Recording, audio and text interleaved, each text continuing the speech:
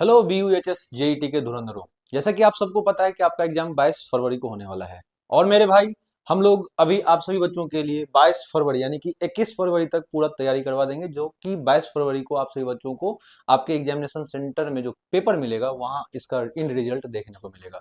आप सभी को जो अभी घबराहट हो रही होगी कि ये 10-12 दिन के अंदर मेरा तैयारी कैसे होगा, ये अब सोचने वाली बात ही नहीं रहने देंगे हम लोग। हमारा जो टीम है S2 विजन, ये आप सभी बच्चों के लिए एकदम परफेक्ट वे में वो सारी चीजें बता देंगे, हमारे पूरा टीम मिलके, जिससे आपके एग्जाम में आने वाला एक एक क्वेश्चन आपसे बन जाएगा। बिना टाइम वेस्ट किए आज आपको थंबनेल से एक बात दिख रहा होगा कि आज जो हम लोग पढ़ेंगे केमिस्ट्री का एटॉमिक स्ट्रक्चर को बढ़िया से डील करेंगे। आपके एटॉमिक स्ट्रक्चर में जो भी क्वेश्चन आने वाले रहेंगे वो सब कुछ आप यहाँ पे सीख लोगे। भाई मेरे टाइम बहुत कम है, तो हम लोग उसी तरीका से पूरा कंटेंट को फ्रेम किए हैं कि कम टाइम में ज्यादा से ज्यादा आप लोग पढ़ाई कर लोगे। मेरा नाम हुआ भाई, नाम जानना उतना जरूरी नहीं है, फिर भी मेरा नाम है माधव कुमार सिंह। आप सभी बच्चों को पूरा केमिस्ट्री यहाँ पे गाइड करूंगा। आप सभी बच्चे ईमानदारी से पेन और पेपर लेके पढ़ाई करिएगा, A to Z समझ में आएगा। जहां दिक्कत होगा कमेंट बॉक्स आपका रहेगा, उसमें आप अपना परेशानी बता देना। अगला वीडियो में आपकी परेशानी को अच्छे से सॉर्ट आउट कर दिया जाएगा। ठीक है भाई, अब स्टार्ट करते हैं। जैसा कि देखो भाई, आज का जो हमारा टॉपिक रहने वाला है, सबसे पहले आप ये इसको पढ़िएगा। सबसे पहले आप इसको पढ़िएगा कि charge to mass ratio of electron, इसके बारे में हम लोग पढ़ेंगे सबसे पहले। यानी कि इलेक्ट्रॉन के केस में जो चार्ज और मास का रेशियो होता है, सबसे पहले हम लोग क्या देखेंगे कि ये दिया कौन था, सर ये आया कहां से था और ये होता क्या है। तो देखो भाई, आप सभी बच्चे यहाँ पे ध्यान दीजिएगा। Charge to mass ratio of electron को हम E/m रेशियो भी कहते हैं। चार्ज टू मास रेशियो को ही हम क्या बोलते हैं, E/m रेशियो बोलते हैं। तो ये बात आप सबको याद भी रखना है ना। देखो, चार्ज टू मास रेशियो को क्या बोलते हैं सर, E/m रेशियो बोलते हैं। ये बात आपको समझ में आया। अब आपको यहाँ पे ध्यान से सुनना है कि charge to mass ratio electron का किसके द्वारा डिटरमाइन किया गया था, तो जे थॉमसन के द्वारा डिटरमाइन किया गया था। हो सकता है आपके ऑब्जेक्टिव एग्जाम में ये क्वेश्चन देखने को मिल सकता है कि भाई E/m रेशियो कौन दिया था इलेक्ट्रॉन का। आपका जवाब चला जाएगा जे थॉमसन। ईयर उतना जरूरी नहीं है, नहीं भी याद रखोगे काम चल जाएगा, बट ये नाम जरूर याद रखिएगा। अब आगे देखते हैं, सर किसके मदद से जे थॉमसन, किसके हेल्प से जे थॉमसन E/m रेशियो को दिया था हम लोगों के लिए। तो आपको एक बात याद रखना है लाडलो, कैथोड रे ट्यूब एक्सपेरिमेंट किया गया था जे थॉमसन के द्वारा। कौन सा एक्सपेरिमेंट किया गया था, सभी बच्चे एक बार जहां हो वहीं बैठ के बोल लीजिए। कैथोड रे ट्यूब एक्सपेरिमेंट किसके द्वारा किया गया था, जे थॉमसन के द्वारा किया गया था। जब J Thomson cathode ray tube experiment कर रहे थे, उसी एक्सपेरिमेंट का इंड रिजल्ट यानी कि परिणाम निकला था E/m रेशियो। बहुआ, E का मतलब होता है इलेक्ट्रॉन का चार्ज, M का मतलब होता है इलेक्ट्रॉन का मास। यहाँ पे आप लोग सभी बच्चे ध्यान से सुनिएगा। E का मतलब होता है क्या सर, देखो भाई, E का मतलब होता है चार्ज ऑफ इलेक्ट्रॉन। E का मतलब क्या होगा, चार्ज ऑफ इलेक्ट्रॉन। और M का यहाँ पे मतलब होता है मास ऑफ इलेक्ट्रॉन। सभी बच्चे इतना बात नोट कर लीजिएगा। अब थोड़ा आगे बढ़ते हैं। क्लियर लिखा है कि E/m रेशियो जो होता है ना, उसका वैल्यू कितना हो जाएगा sir, 1.76 into 10⁻11 coulomb per KG हो जाएगा। सही बच्चे, अभी जहां हैं वहीं से बोलेंगे ताकि याद हो जाए। अभी एट ए टाइम पढ़ते पढ़ते सब कुछ याद हो जाए, इसके लिए क्या जवाब देना है, सर इलेक्ट्रॉन का E/m रेशियो कितना होता है, जवाब देना चाहिए आप सभी बच्चों को। सर 1.76 इंटू 10⁻11 कुलम्ब पर केजी है भाई। यहाँ जो C है, C दरअसल क्या है, कुलम्ब है सर। C क्या है सर, कुलम्ब है। अब कुलम्ब क्या होता है सर, सर चार्ज का यूनिट होता है। आप लोग ऐसे लिख लो सर, सी को बोलते हैं कुलम्ब। कुलम्ब होता क्या है सर, तो चार्ज का यूनिट होता है। ये बात समझ में आया। और केजी आप सबको पता है भाई कि मास का यूनिट होता है। तो ये वैल्यू आप सभी बच्चे याद रखिएगा। अब देखो कितना प्यारा बात नीचे लिखा हुआ है कि इलेक्ट्रॉन यूनिवर्सल पार्टिकल है। इलेक्ट्रॉन कैसा पार्टिकल सर, यूनिवर्सल पार्टिकल है। ये बात याद रखिएगा। एक बात और याद रखिएगा कि आपको E/m रेशियो से क्या पता चलेगा, तो एटम जो है ना भुआ, डिविजिबल हो सकता है।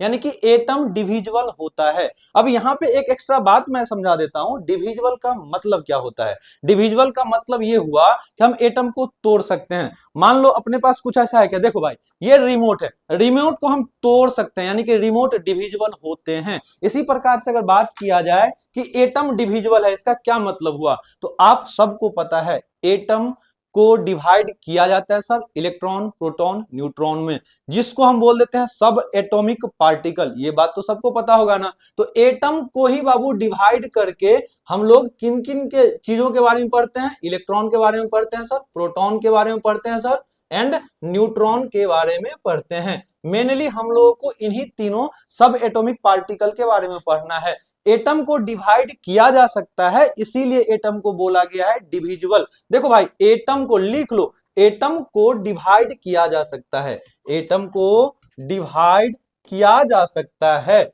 इसीलिए एटम को डिवाइड किया जा सकता है, इसीलिए बाबू एटम के लिए एक टर्म यूज किया गया है, एटम इज डिविजिबल। इसीलिए एटम के लिए एक टर्म क्या यूज किया गया है, सभी बच्चे जवाब देंगे, एटम इज डिविजिबल। अब ये बात याद हो जाना चाहिए आपको। एक बात और आपको यहाँ पे समझ में आएगा कि बउआ एटम को डिवाइड करेंगे इलेक्ट्रॉन में, प्रोटॉन में, न्यूट्रॉन में, और भी दो तीन नाम होता है, लेकिन हमारे सिलेबस में इन्हीं तीनों सब एटॉमिक पार्टिकल के बारे में पढ़ेंगे। यानी कि इलेक्ट्रॉन, प्रोटॉन और न्यूट्रॉन, इन तीनों को अगर मिला दे तो इन तीनों के लिए ही हम एक टर्म का यूज करेंगे जिसको बोलते हैं सब एटॉमिक पार्टिकल। क्या इतना बात सबको क्लियर हुआ? क्या इतना बात सबको क्लियर हुआ?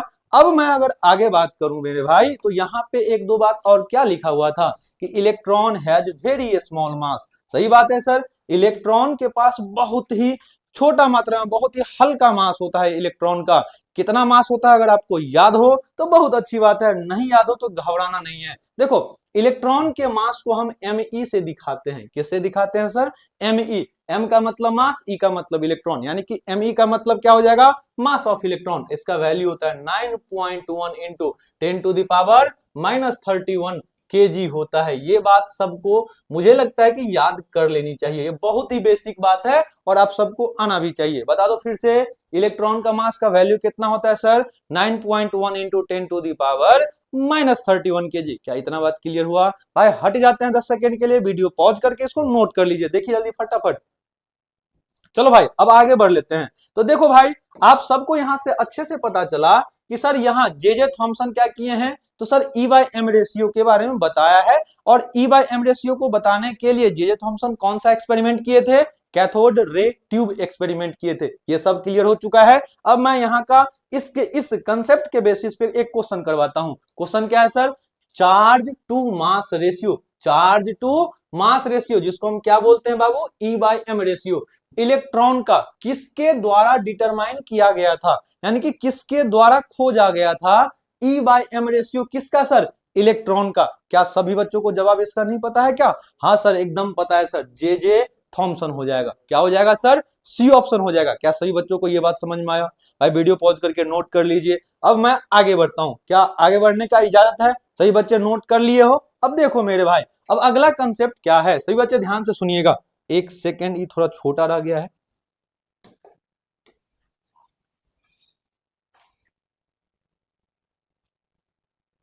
देखो भाई, देखो आप सभी बच्चे यहाँ यहाँ फोकस होकर सुनिए। यहाँ सभी बच्चे अपना अपना फोकस गड़ा के रखिए भाई। यहाँ हम लोग बहुत बेहतरीन कंसेप्ट सीखेंगे। डिस्टेंस ऑफ क्लोजेस्ट अप्रोच होता क्या है? डिस्टेंस ऑफ क्लोजेस्ट अप्रोच के बारे में पढ़ना है। दरअसल होता क्या है भाई, दरअसल होता क्या है, तो देखो यार, अल्फा पार्टिकल, हम एक एक्सपेरिमेंट करवाते हैं, रदरफोर्ड अल्फा स्कैटरिंग एक्सपेरिमेंट। चलो इतना डिटेल में, इतना बेसिक में नहीं जाते हैं, बस इतना समझ लो कि जब अल्फा पार्टिकल का दूरी न्यूक्लियस के साथ कितना होगा, इसी को जानने के लिए मुझे पढ़ना है डिस्टेंस ऑफ क्लोजेस्ट अप्रोच। आपको यहाँ पे क्या बात याद रखना है कि अल्फा पार्टिकल का न्यूक्लियस के साथ कितना दूरी है, इसी दूरी यानी कि डिस्टेंस, दूरी का मतलब इंग्लिश में डिस्टेंस होता है सर। तो अल्फा पार्टिकल का न्यूक्लियस के साथ कितना दूरी है, यही जानने के लिए मुझे पढ़ना होता है डिस्टेंस ऑफ क्लोजेस्ट अप्रोच। अब देखो यहाँ क्या लिखा हुआ है, तो डिस्टेंस ऑफ क्लोजेस्ट अप्रोच क्या है sir? Minimum distance between an alpha particle and nucleus during Rutherford gold foil experiment. Rutherford का पूरा नाम है बुआ अर्नेस्ट रदरफोर्ड, तो ये पूरा नाम है। और आप लोग बस अभी तक जानते आए हो रदरफोर्ड रदरफोर्ड रदरफोर्ड, आप पूरा नाम नहीं जाने हो बुआ, उसका अधूरा नाम जानते आए थे रदरफोर्ड। उसका पूरा नाम क्या है? Ernest Rutherford. तो अर्नेस्ट रदरफोर्ड का गोल्ड फॉयल एक्सपेरिमेंट जब हुआ था ना, उस टाइम अल्फा पार्टिकल और न्यूक्लियस के बीच कितना मिनिमम डिस्टेंस है, यही मिनिमम डिस्टेंस जानने के लिए मुझे डिस्टेंस ऑफ क्लोजेस्ट अप्रोच पढ़ना था। क्या ये बातें क्लियर है? अब आपको ये बात तो समझ में आया कि डिस्टेंस ऑफ क्लोजेस्ट अप्रोच किसको कहते हैं। अब आपको यहां से डिस्टेंस ऑफ क्लोजेस्ट अप्रोच, यह एक मैथमेटिकल फॉर्मूला, मैथमेटिकल डेरिवेशन होता है, और उस मैथमेटिकल डेरिवेशन का एंड रिजल्ट यानी कि लास्ट परिणाम ये आता है, और आपके ऑब्जेक्टिव एग्जाम के लिए ये जरूरी है। तो आप सभी बच्चे याद रखिएगा। देखो बुआ, आर का मतलब यहाँ पे क्या होगा सर? यहाँ पे आर का मतलब हुआ डिस्टेंस ऑफ क्लोजेस्ट अप्रोच। यहाँ आर का मतलब क्या हुआ sir? Distance of closest approach हुआ आर का मतलब। क्या ये बात सबको समझ में आया? हाँ सर, सबको समझ में आया। अब अगली बात करते हैं। तो ये बुआ डिस्टेंस ऑफ क्लोजेस्ट अप्रोच होता क्या है? तो 1/4 पाई एप्सिलॉन नॉट, बुआ ध्यान से फॉर्मूला है, याद रखिएगा, 1/4 pi epsilon naught into 2ze² divided by e. अब ई क्या है सर? तो ई के बारे में यहां बड़ी प्यार से बताया गया है कि ई होता है सर अल्फा पार्टिकल का काइनेटिक एनर्जी। क्या होता है सर? अल्फा पार्टिकल का काइनेटिक एनर्जी। सभी बच्चे याद रखिएगा, यहां जो ई है उसको क्या बोलिएगा? Kinetic energy of alpha particle. Sir यहाँ जेड को क्या बोलिएगा? तो जेड का मतलब एटॉमिक नंबर हुआ। ई को क्या बोलेंगे सर? तो ई का मतलब होता है चार्ज, और चार्ज का वैल्यू यहाँ पे ई का वैल्यू ले लेना 1.6 इंटू 10 के पावर -19 कूलम। ये भी आप याद रखिएगा। इस फॉर्मूला में जो ई है ये चार्ज ऑफ इलेक्ट्रॉन, यानी कि भाई अल्फा पार्टिकल के बारे में अभी जस्ट ये पूरा समझाने के बाद अगला स्लाइड पे बताने वाला हूं, ध्यान से सुनिएगा। अभी ये देखिए कि यहाँ जो ई है, ई का मतलब कितना चार्ज सर? तो 1.6 इंटू 10 के पावर -19 कूलम चार्ज होता है। अब बात हम अगर कर ले आर का, तो आर को हम अभी तुरंत यहाँ समझाए थे, क्या होता है sir? Distance of closest approach. तो बुआ आर को क्या बोलिएगा? डिस्टेंस ऑफ क्लोजेस्ट अप्रोच बोलिएगा। क्या इतना बात क्लियर हुआ? आप सभी बच्चों को यहाँ ध्यान से सुनना है कि जिसको आप डिस्टेंस ऑफ क्लोजेस्ट अप्रोच बोले हो ना लाडलो, वो होता क्या है सर? 1/4 pi epsilon not. ये पूरा वैल्यू जो है ना, ये वाला वैल्यू, ये वो एक कांस्टेंट है। इस कांस्टेंट का भी जस्ट अभी कुछ सेकंड वेट कर लीजिए, इस कांस्टेंट का हम एग्जैक्ट वैल्यू बताने वाले हैं। और यहाँ क्या है sir? 2ze² divided by capital E. अभी ये ई क्या था सर? तो ये ई का वैल्यू तो दिया हुआ है, यानी कि ई भी कांस्टेंट है सर। यानी कि भाई जो डिस्टेंस ऑफ क्लोजेस्ट अप्रोच है, ये जेड और ई पर डिपेंड करेगा या नहीं करेगा? हाँ सर, जेड और ई पे डिपेंड करेगा। जेड क्या है सर? Atomic number. और ई क्या है सर? सभी बच्चे बताएंगे। ई होता है काइनेटिक एनर्जी। किसका हुआ? अल्फा पार्टिकल का। अब हम बात कर लेते हैं अल्फा पार्टिकल के बारे में। देखो अल्फा पार्टिकल हम लोग किसको कहेंगे? तो अल्फा पार्टिकल, आप सभी बच्चे हीलियम का नाम जानते हो ना? हीलियम का नाम, हीलियम का सिंबल क्या होता है? He। इसका हुआ एटॉमिक नंबर क्या होता है? 2 होता है सर। इसका एटॉमिक मास कितना होता है? 4 होता है। हीलियम न्यूक्लियस को अल्फा पार्टिकल के नाम से जाना जाता है। सभी बच्चे अच्छे से लिख लो, ऐसे लिख लो बुआ, हीलियम, हीलियम के लिए हम क्या लिखेंगे? Symbol He। हीलियम न्यूक्लियस को, हीलियम न्यूक्लियस को अल्फा पार्टिकल के नाम से जाना जाएगा। ऐसे अपने भाषा में लिख लो, हीलियम न्यूक्लियस को अल्फा पार्टिकल के नाम से जाना जाएगा। क्या ये बात समझ में आया? किसके नाम से जाना जाएगा? अल्फा पार्टिकल के नाम से जाना जाएगा। ये बात सबको समझ में आया? अब एक बात ध्यान से सुनिएगा बुआ, अब एक बात ध्यान से सुनिएगा। कितना टोटल नंबर पॉजिटिव चार्ज होगा इस पे? कितना टोटल पॉजिटिव चार्ज होगा, ये जानने के लिए बुआ मुझे नंबर ऑफ प्रोटॉन निकालना होगा। और नंबर ऑफ प्रोटॉन किसी भी न्यूट्रल स्पेसीज में कितना होता है? तो याद रखिएगा आज के बाद से, जितना एटॉमिक नंबर होगा ना उस न्यूट्रल स्पेसीज का, उतना ही संख्या में उसमें प्रोटॉन का नंबर होगा। तो बता दो यार, नंबर ऑफ प्रोटॉन क्या होता है सर? एटॉमिक नंबर, जिसको हम जेड से दिखाते हैं। प्रोटॉन का नंबर जेड के बराबर होता है, और यहां पर जो जेड है बउआ 2 है, यानी कि इस केस में नंबर ऑफ प्रोटॉन कितना होगा? 2 है सर। अब देखो एक प्रोटॉन पे कितना चार्ज होता है, यहां लिखो सर, एक प्रोटॉन पर ई चार्ज होता है। एक प्रोटॉन पर ई चार्ज होता है। ये बात समझ में आया? तो सर यहाँ पे टोटल प्रोटॉन कितना है? 2। तो सर 2 प्रोटॉन पर 2e चार्ज होगा। यही बात तो मैं आपको समझाया था ना यार, पीछे पीछे क्या था सर? यहाँ जो e था ना सर, e का मतलब होता है 1.6 इंटू 10 के पावर 19। और इस तरीका से हम निकालते हैं कि कहाँ पे कितना e होगा। क्या इतना बात समझ में आया? जल्दी से फटाफट इसको नोट कर लीजिए, जल्दी से फटाफट इसको नोट कर लीजिए। मैं थोड़ा साइड हो लेता हूँ, क्या आप सभी बच्चे पॉज करके नोट कर लिए क्या? क्या मैं आगे चलूं क्या भाई? चलो भाई, अब आप सभी बच्चों को अगला चीजों का दर्शन करवाता हूं।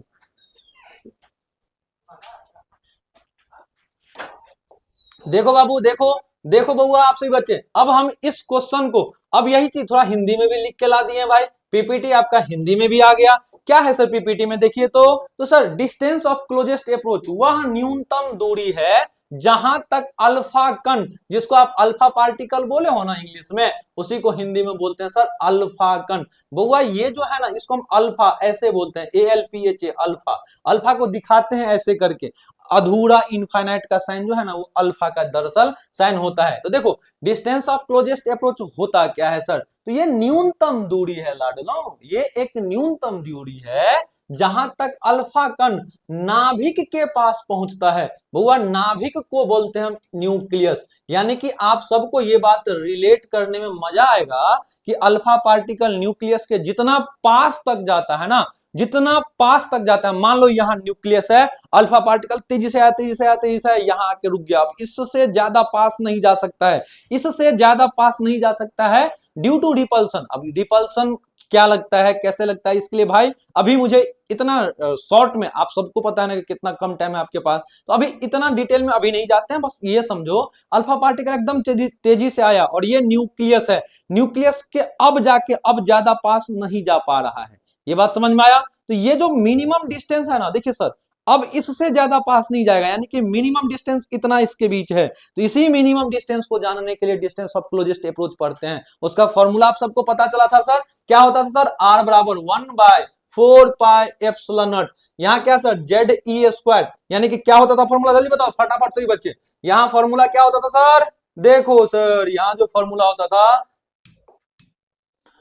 2ZE² डिवाइडेड बाय कितना होता था बउआ? कैपिटल E होता था। ये बात समझ में आया क्या? तो यहाँ पे E को हम क्या बोले थे? Kinetic energy of alpha particle. अब चलो यार क्वेश्चन पे चलते हैं। चलो यार, इस कंसेप्ट पे बेस्ट क्या क्वेश्चन पूछे जाते हैं वहां ले चलते हैं आप सबको। अब आपको यहाँ पे क्वेश्चन दिखेगा। क्वेश्चन क्या है सर? देखो जल्दी फटाफट क्वेश्चन, सही बच्चे देखेंगे क्या है क्वेश्चन। देखिए तो, distance of closest approach, distance of closest approach depends on, यानी कि बउआ डिस्टेंस ऑफ क्लोजेस्ट अप्रोच, इस पूरे के बदले में आप क्या लिखोगे?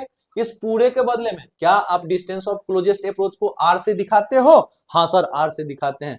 R का फॉर्मूला क्या था sir?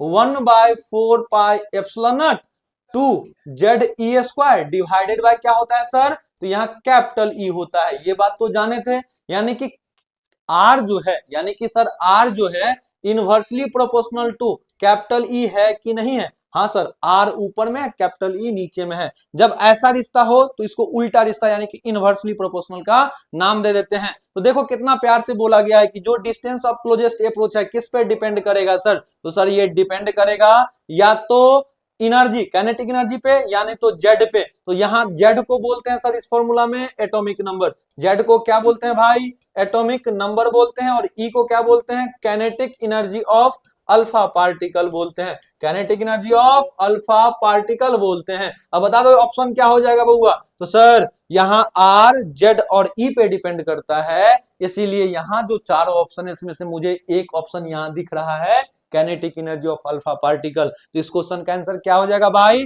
Second answer, B answer हो जाएगा। क्या ये बात समझ में आया? पॉज करके नोट कर लीजिए। लो भाई हट गया मैं थोड़ा सा, पॉज करिए और नोट कर लीजिए। क्या मैं आगे बढ़ लूं भाई? देखो देखो, BUHS JET के धुरंधरों, आप सही बच्चे बस नोट्स बना के 10 दिन मेरे साथ लग के पढ़ाई कर लीजिए। आपका सिलेक्शन, आपको बहुत अच्छा मार्क्स मिल जाएगा भाई। आप सभी का जो डर है वो डर दूर हो जाएगा भाई। अब देखो थोड़ा सा, अब इसको हम थोड़ा आगे ले चलते हैं। क्या है? कंसेप्ट ऑफ बोर रेडियस, यानी कि एक बोर्स एटॉमिक मॉडल पढ़िएगा, वही का यहाँ कंसेप्ट है बोर रेडियस। तो बोर रेडियस किसके द्वारा, बोर रेडियस का कंसेप्ट किनके द्वारा दिया गया था? तो नील्स बोर के द्वारा दिया गया था। सबसे पहला बात यही याद रखिएगा। वैसे याद रखने का जरूरत नहीं पड़ेगा भाई, देखो रेडियस के आगे क्या लिखा हुआ है, बोर। अब बोर रेडियस का मतलब ही नहीं हुआ सर कि बोर दिया है, इतना आसान बात है सर। हाँ भाई बहुत आसान है कि बोर रेडियस नील्स बोर के द्वारा दिया गया था। अगर आप डेट याद रख लेते हो, ईयर याद रख लेते हो, बहुत अच्छी बात है। नहीं भी याद रहा तो फर्क नहीं पड़ने वाला, आपसे कोई पूछने नहीं आएगा। तो देखो भाई, बोर रेडियस नील बोर के द्वारा दिया गया था। और किसके लिए दिया गया था सर, मेनली तो हाइड्रोजन एटम के लिए दिया गया था, ये बात याद रखना है।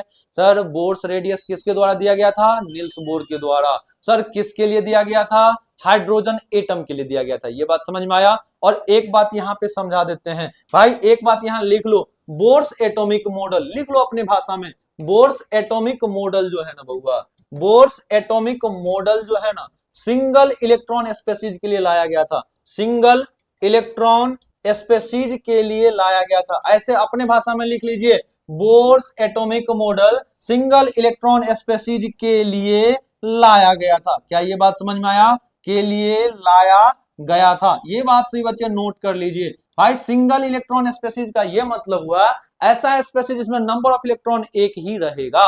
सिंगल इलेक्ट्रॉन स्पेसीज का मतलब क्या हुआ, ऐसा स्पेसीज जिसमें नंबर ऑफ इलेक्ट्रॉन कितना रहने वाला है, केवल एक। एक का मतलब जानते हो ना भाई, एक, वही बात है भाई। तो बोर्स एटॉमिक मॉडल के बारे में एक्स्ट्रा बात है, क्या याद रखिएगा कि ये सिंगल इलेक्ट्रॉन स्पेसीज के लिए लाया गया था। अब आगे बढ़ लीजिए, तो देखो भाई अब हम लोग nth ऑर्बिट के लिए अगर रेडियस का बात करें, nth ऑर्बिट के लिए किसका बात करें, रेडियस का बात करें, तो nth ऑर्बिट के रेडियस को हम लोग, nth ऑर्बिट के रेडियस को, nth ऑर्बिट के रेडियस को, nth ऑर्बिट के रेडियस को हम आर एन से दिखाते हैं। किससे दिखाते हैं सर, आर एन से दिखाते हैं। तो यहां आर एन का एक मैथमेटिकल फॉर्मूला जो आया हुआ है डेरिवेशन करके, बस आप अभी फॉर्मूला याद रखना, ये होता है sir N square H square divided by 4 pi square M E square Z. अब यहाँ पे किसको क्या कहेंगे ये अभी तुरंत सिखा देते हैं आपको। देखो बुआ, एन का मतलब इस फॉर्मूला में होता क्या है सर, एन का मतलब होता है सर ऑर्बिट नंबर। सभी बच्चे जहां बैठ के पढ़ रहे हैं वहीं पे जोर से एक बार बोलेंगे, एन का मतलब क्या होता है, ऑर्बिट नंबर। टेंशन नहीं लेना, आप सब अगर जहां पढ़ रहे हो वहीं अगर जोर से बोलोगे तो कोई आपको पागल नहीं कहेगा यार। आप सबको आप को पढ़ते देख सभी जानते हैं क्या पढ़ाई कर रहे हो, और पढ़ाई करते समय होता ही है भाई, जितना बोलोगे उतना याद होता है। तो सभी बच्चे जहां पढ़ रहे हो वहीं बोलना है। सर यहाँ जो फॉर्मूला में एन है, एन को क्या बोलते हैं, ऑर्बिट नंबर बोलते हैं। सर एच जो दिख रहा है ना, ये एक कांस्टेंट होता है जिसका नाम है प्लैंक्स कांस्टेंट। जिसका क्या नाम है सर, प्लैंक्स कांस्टेंट।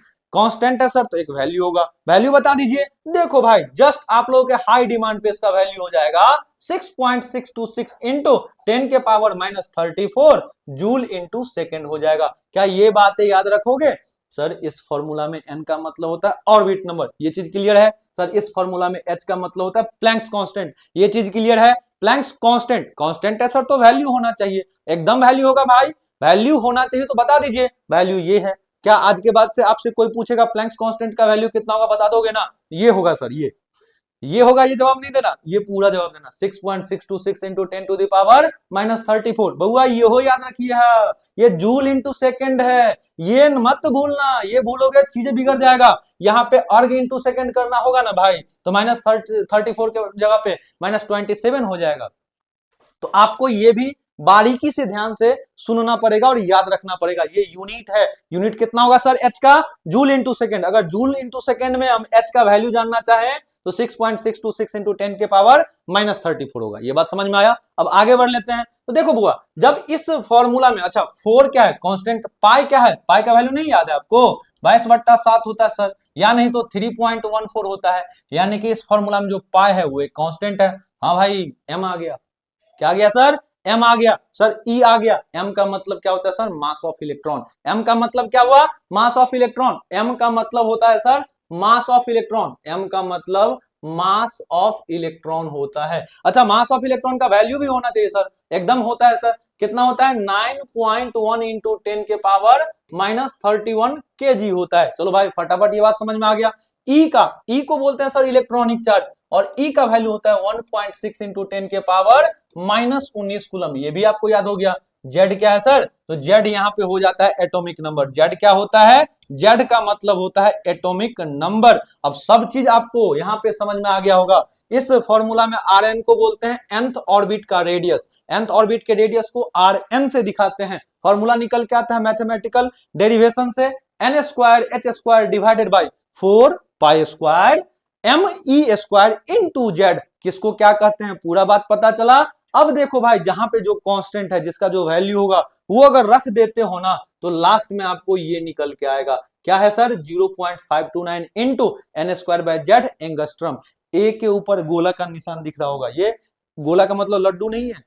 ए के ऊपर गोला को हम एंगस्ट्रम बोलते हैं। ये एक यूनिट होता है। और एक एंगस्ट्रम में भाई मेरे, एक एंगस्ट्रम में देखो, एक एंगस्ट्रम में 10 के पावर माइनस 10 मीटर होता है। ये तो यही तो आपको समझना है सर। इसको हम ए के ऊपर गोला को कुछ ऐसा लड्डू मत समझ लेना, ये एंगस्ट्रम है। एंगस्ट्रम एक यूनिट होता है, लेंथ नापने का यूनिट होता है। ये बात क्लियर हुआ? चलो भाई, अब हम अगर बात कर लेते हैं इस पेज का, इस स्लाइड का, सब कुछ आपको यहाँ पे क्लियर हो चुका है। हाँ भाई, एन को हम बोलते हैं ऑर्बिट नंबर। ऑर्बिट नंबर का ही दूसरा नाम होता है प्रिंसिपल क्वांटम नंबर। क्या ये बात क्लियर हुआ? प्रिंसिपल क्वांटम नंबर आप जिसको कहिएगा ना, उसी को हम ऑर्बिट नंबर भी कहते हैं। एक नाम और है यहाँ पे, ऑर्बिट नंबर का ही तीसरा नाम सेल नंबर भी होता है। ये भी लिख लो ना भाई फटाफट यहीं पे, ऑर्बिट नंबर का ही नाम होता है सेल नंबर। ऑर्बिट नंबर का तीसरा नाम क्या होता है? Cell number. और जेड का मतलब सबको पता है, अभी तक तो आप जेड को बढ़िया से पहचान लिए होइएगा। जेड को हम बोलते हैं एटॉमिक नंबर। ये बात क्लियर हो चुका, ये पूरा स्लाइड आपको समझ में आ चुका है। अब हम थोड़ा आगे बढ़ ले अगर, तो भाई इस स्लाइड के बेसिस पे आपके सामने ये क्वेश्चन रहा, थोड़ा सा आप लोग देखो देखो देखो। अब इस क्वेश्चन को हम टैकल करते हैं। अच्छा, ये क्वेश्चन नहीं है, ये थोड़ा हिंदी वाले बच्चों के लिए है। क्या है सर? बोर त्रिज्या, जिसको रेडियस बोलते हो ना, रेडियस को हिंदी में क्या बोलते हैं? त्रिज्या बोलते हैं। तो बोर त्रिज्या हाइड्रोजन परमाणु की पहली कक्षा की त्रिज्या है। वही बात है भाई, हाइड्रोजन एटम का जो फर्स्ट ऑर्बिट है ना, उसके रेडियस को बोर रेडियस कहते हैं। अब बोर रेडियस को हिंदी में बोर त्रिज्या बोलते हैं। देखो भाई, ये होता क्या है, बोर त्रिज्या होता क्या है, आपको थोड़ा सा बात बता देते हैं। देखो, ऐसा आप सबको पता है एटम कैसा होता है सर? लगभग लगभग सर्कुलर होता है। एटम कैसा होता है सर? स्फीयर टाइप का होता है। स्फीयर बना दिए। अब आपको यहाँ पे देखना है, स्फीयर के बीचों बीच में क्या होगा सर? सेंटर होगा सर। सर सेंटर में, एटम के सेंटर में होता कौन है? न्यूक्लियस होता है सर। एटम के सेंटर यानी कि बीचों बीच में कौन होता है? न्यूक्लियस होता है। ये बात समझ में आ गया सर। इलेक्ट्रॉन क्या करता है? तो ऑर्बिट में चक्कर लगा रहा होता है। और बोर रेडियस किसको कहेंगे? न्यूक्लियस। न्यूक्लियस को हिंदी में नाभिक बोलते हैं। इसी न्यूक्लियस को हिंदी में क्या बोलिएगा बउआ? नाभिक बोलिएगा। चलो भाई फटाफट देख लेते हैं। तो न्यूक्लियस और इलेक्ट्रॉन के बीच जो ये सबसे छोटा दूरी है ना, इसी दूरी को हम बोल देते हैं रेडियस, बोर रेडियस। ये बात समझ में आया? तो बोर त्रिज्या का क्या मतलब हुआ भाई? तो नाभिक और इलेक्ट्रॉन के बीच जो सबसे छोटा दूरी है ना, उसी दूरी को क्या बोलिएगा? बोर त्रिज्या बोलिएगा। तो ये क्या है सर? नाभिक और इलेक्ट्रॉन के बीच सबसे स्थिर दूरी, यानी कि जो एक फिक्स डिस्टेंस है, जो एक फिक्स डिस्टेंस, सबसे फिक्स दूरी का मतलब, सबसे स्थिर दूरी का मतलब एक फिक्स डिस्टेंस जो है ना, एक फिक्स्ड डिस्टेंस जो है ना बउआ, उसी फिक्स डिस्टेंस को हम आर बोल देते हैं, यानी कि रेडियस बोल देते हैं। और nth ऑर्बिट का रेडियस का फॉर्मूला ये तो आप पहले ही सीख चुके हो, 0.529 into N square by Z होता है सर। एन का मतलब क्या हुआ सर? फिर से बता देते हैं सर, किसी भी ऑर्बिट का नंबर, यानी कि तीसरा नाम प्रिंसिपल क्वांटम नंबर, और दूसरा नाम क्या होगा सर? Cell number. यानी कि एन का मतलब यहां से क्या होगा सर? एन का मतलब ऑर्बिट नंबर। इसी ऑर्बिट नंबर को हम सेल नंबर बोल देते हैं, और इसी का तीसरा नाम प्रिंसिपल क्वांटम नंबर होता है। ये बात से वाकिफ हो गए हो? जेड का मतलब होता है परमाणु क्रमांक, एन का मतलब हुआ वही मुख्य क्वांटम संख्या, यानी कि प्रिंसिपल क्वांटम नंबर। ये बात समझ में आ गया? ये पूरा स्लाइड आपको क्लियर हो चुका है। अब थोड़ा आगे बढ़ लेते हैं। थोड़ा सा एक इशू है कि ये पूरा अरेंज नहीं है, तो आप लोग घबराइए नहीं, 10 सेकंड के अंदर तो सब हो जाता है। लो भाई हो गया। अब फिर से इस क्वेश्चन को सोल्व कर लेते हैं। सब बच्चे फोकस होके पढ़ रहे हो क्या?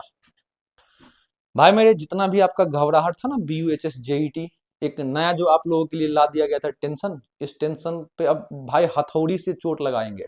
एकदम मार हथौड़ी पूरा टेंशन को चकनाचूर कर देंगे भाई। बस आप सही बच्चे S2 विजन के साथ जुड़े रहिए, 10 दिन ईमानदारी से पढ़ाई कर लीजिए। आप लोगों का सारा डर, जब आप 22 फरवरी को एग्जामिनेशन सेंटर में जा रहे होइएगा ना, एग्जामिनेशन सेंटर में जाने तक तुमको हो सकता है घबराहट हो, पेपर हाथ में आएगा, S2 विजन के द्वारा जितना भी चीज पढ़ाया गया रहेगा भाई, पेपर हाथ में आता ही वो पूरा टेंशन तुमको उस टाइम फील होगा ना कि हाँ भाई हथौड़ा जितना मारे हैं पूरा चकनाचूर कर दिए टेंशन को। तो सभी बच्चे S2 विजन पे पढ़ाया हुआ हर एक कंटेंट को प्रॉपर वे में नोट्स बनाते हुए पढ़ाई कर लीजिए, आपका टेंशन पूरा भाई दूर हो जाएगा। 10 दिन की बात है भाई, 10 दिन आप हमको दे दो ना यार, आप 10 दिन हमको दे दो, आपका सारा टेंशन हम दूर करके दे देंगे। हम मिलते हैं ना भाई 22 फरवरी को आपके सेंटर पे, सभी बच्चों से मिलते हैं भाई, सभी बच्चे तैयार रहिएगा। हमारा पूरा टीम S2 विजन का पूरा टीम आप सभी बच्चों के साथ सेंटर पे दिखेंगे भाई, आप लोगों का हौसला बढ़ाने के लिए। तो सभी बच्चे अभी फिलहाल फोकस करके पढ़ लीजिए, 10 दिन अच्छे से पढ़ लीजिए। एक और खुशखबरी है यार आपके लिए, कल से लाइव क्लास हम लोग ला रहे हैं बहुत जल्दी। कल आप मॉर्निंग में चैनल पे बने रहिएगा, कल मॉर्निंग में आपको लाइव क्लास का अनाउंसमेंट मिल जाएगा, एक अनाउंसमेंट वीडियो आ जाएगा, वहां अनाउंसमेंट वीडियो में टाइमिंग आपको पता चल जाएगा। तो सभी बच्चे जुड़े रहिएगा चैनल पे, सभी बच्चों को हमारे यहाँ प्रॉपर लाइव क्लास का शेड्यूलिंग कल मिल जाएगा, कल से ही लाइव क्लास रहेगा, ठीक है भाई। अभी इस क्वेश्चन को बनाओ, बोर रेडियस आपसे मांगा गया, क्या मांगा गया सर? बोर रेडियस, जिसको हम आर एन से दिखाते थे, बोर रेडियस को आर एन से दिखाते थे। आर एन का फॉर्मूला लिखो, क्या होता है sir? 0.529 into N square by Z angstrom, यही ना फॉर्मूला पढ़े हुआ बोर रेडियस का? यस सर, यही फॉर्मूला पढ़े हैं। तो बोर रेडियस किसका मांगा गया सर? हाइड्रोजन एटम का मांगा गया, यही बात है बहुआ। हाइड्रोजन एटम का जैसा ही जिक्र हुआ पता चल गया सर हाइड्रोजन एटम का एटॉमिक नंबर 1 होता है। सर इसका एटॉमिक नंबर 1 होता है, चलिए सर बात समझ में आ गया। अब एक बात और पता है ना, हाइड्रोजन एटम सर पहले ऑर्बिट में ना रहेगा, यानी कि n भी कितना है सर? 1 है। चलो बता दो यार, तो यहाँ पे आप क्या करोगे? n के जगह पे वैल्यू रखोगे, रख दो भाई n का वैल्यू यानी कि 1 स्क्वायर, जेड का वैल्यू 1 एंगस्ट्रॉम, क्या हो गया सर? 0.529 एंगस्ट्रॉम आपको मिला है आर एन का वैल्यू। निकाल दो, कहां पे है भैया? कहां पे है भैया? ऑप्शन ए में है भैया। ये बात क्लियर हो चुका, ये बात क्लियर हो चुका। पॉज कर लीजिए, नोट कर लीजिए। अब आगे बढ़ लेते हैं, 10 सेकंड के लिए साइड हो लेते हैं भाई। लो भाई, अब मैं थोड़ा सा आगे बढ़ूं, अब मैं बात करूंगा यहां से एनर्जी ऑफ इलेक्ट्रॉन, यानी कि इलेक्ट्रॉन का एनर्जी बोर एटॉमिक मॉडल के अनुसार क्या होगा ये पढ़ लेंगे अब। तो देखो भाई सभी बच्चे यहां फोकस होकर सुनिएगा, सभी बच्चे यहां पे फोकस होकर सुनिएगा। क्या है सर? देखो energy of electron in Bohr model, यानी कि बोर एटॉमिक मॉडल के अनुसार किसी भी इलेक्ट्रॉन का एनर्जी कितना होगा, यही तो जानना है ना। तो देखो भाई, energy formula given in bore atomic model by Nils bore, वही बात है भाई, जो एनर्जी का फॉर्मूला मिलेगा ना बोर मॉडल में, जो बोर मॉडल में आपको एनर्जी का फॉर्मूला मिलेगा ना, ये किसके द्वारा मिलेगा सर? निल्स बोर के द्वारा मिलेगा। वैसे नाम तो पहले से भी पता है sir, sir Bohr's atomic model किसके द्वारा दिया जाएगा? बोर के द्वारा दिया जाएगा, ये बात क्लियर हुआ। तो बोर एटॉमिक मॉडल के अनुसार जो किसी भी इलेक्ट्रॉन का एनर्जी किसी भी ऑर्बिट में कितना होगा, इसके लिए आपको एक फॉर्मूला याद रखना है। ई एन का मतलब पहले लिख लो, En का मतलब हुआ nth ऑर्बिट में, अपने भाषा में लिख लो भाई, nth ऑर्बिट में किसी इलेक्ट्रॉन का एनर्जी को हम किससे दिखाएंगे? nth ऑर्बिट में किसी इलेक्ट्रॉन के एनर्जी को, nth ऑर्बिट में किसी इलेक्ट्रॉन के एनर्जी को हम लोग En से दिखाते हैं। तो En का मतलब nth ऑर्बिट का एनर्जी, ये बात समझ में आया? फॉर्मूला क्या sir? -13.6 into Z square divided by N square electron volt होता है। ये बात समझ में आया? क्या है सर? सर En का फॉर्मूला यहां से क्या निकल के आया है? तो सर En का फॉर्मूला निकल के आता है -13.6 into Z square by N square electron volt होता है। ये बात आपको याद रखना है, जब आपको किसी nth ऑर्बिट में इलेक्ट्रॉन का एनर्जी निकालने के लिए बोला जाए, वो भी इलेक्ट्रॉन वोल्ट यूनिट में, तो फॉर्मूला ये हो जाएगा। एक बेसिक बात समझ लीजिए, 1 इलेक्ट्रॉन वोल्ट का मतलब होता है 1.6 इंटू 10 के पावर -19 जूल। अब आपको यहाँ पे एक बात समझा देते हैं, जैसे ही भाई इस एनर्जी के फॉर्मूला को जूल यूनिट में निकालने बोला जाए, तो आप कुछ नहीं करना, निकाल लेना इलेक्ट्रॉन वोल्ट में और इससे गुना कर देना, जूल में बदल जाएगा। ये बात भी क्लियर हो चुका? चलो भाई थोड़ा सा, और यहाँ पे कुछ छूटा भी है क्या? नहीं सर, कुछ भी नहीं छूटा है। यहाँ जो इस फॉर्मूला में n है ना, n को ही क्या बोलिएगा? ऑर्बिट नंबर बोलिएगा। सर n को ही क्या बोलते हैं? ऑर्बिट नंबर बोलते हैं। इसी का दूसरा नाम क्या है बउआ? अरे इसी का दूसरा नाम है सर सेल नंबर। सर इसी का तीसरा नाम है प्रिंसिपल क्वांटम नंबर। इसी का तीसरा नाम क्या है? Principal quantum number. और जेड को क्या बोलिएगा? एटॉमिक नंबर बोलिएगा। ये बातें फाइनल है, ये बातें क्लियर है? पॉज करके नोट कर लीजिए भाई। देखो भाई, अब बार बार तो ये नहीं बोलूंगा ना कि पॉज करके नोट करिए, जैसे ही बोर्ड का सबसे लास्ट पॉइंट आपको बता दिया जाएगा, वीडियो पॉज करिएगा, नोट कर लीजिएगा। नोट करने, वीडियो पॉज करने का टाइम आपको मिल जाएगा, टेंशन ना लो, उतना टाइम मैं खुद दे दूंगा। बस आपको क्या करना है? पॉज करके नोट कर लेना है, नोट करते जाना है भाई। और डेली कितना नोट्स आपके पास जाता है। क्वेश्चन आप देखो भाई, क्वेश्चन को 10 सेकंड बाद तुम देख सकते हो, लेकिन कंसेप्ट को 10 सेकंड पहले देखने का कोशिश करिएगा। कंसेप्ट क्लियर रहेगा तो क्वेश्चन तो ऐसे ही बन जाएगा, है ना भाई। कंसेप्ट रिपीट होगा, क्वेश्चन सेम आ जाए इसका गारंटी नहीं होता है, लेकिन कंसेप्ट सेम आता ही है, तो कंसेप्ट पे ध्यान दीजिएगा।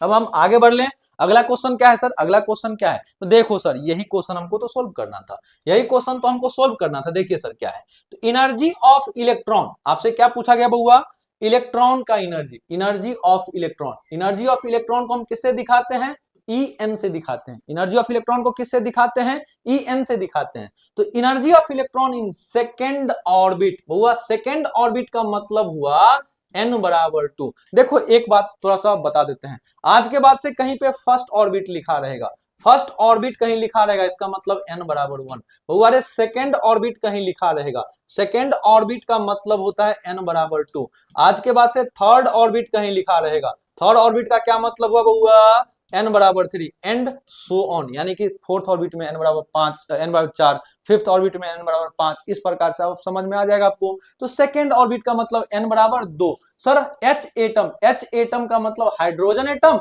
हाइड्रोजन एटम दे दिया, यानी कि Z का वैल्यू 1 दे दिया है। अब आप ही बता दो एनर्जी चाहिए किसी इलेक्ट्रॉन का, और En का फॉर्मूला क्या होता है सर, -13.6 इंटू Z²/n²। ये बात समझ में आया क्या, हाँ सर ये बात समझ में आया। चलो बता दो यहाँ पे आप सभी बच्चे, सर Z का वैल्यू कितना लेना है, तो मैं क्यों बताऊं यार, क्वेश्चन दिया हुआ है हाइड्रोजन एटम का, हाइड्रोजन एटम के केस में सर Z का वैल्यू 1 होता है, तो सर 1 का स्क्वायर कर दीजिए। सर n का वैल्यू कहां से लाऊंगा, क्वेश्चन में दिया हुआ है सर n का वैल्यू 2 लेना है, यानी कि 2 का स्क्वायर कर दीजिए, क्या होगा -13.6 इंटू डिवाइडेड बाय 4 होगा क्या। अब इसको डिवाइड करोगे कितना हो जाएगा सर, देखो 4 तिया 12, ये बात समझ में आया।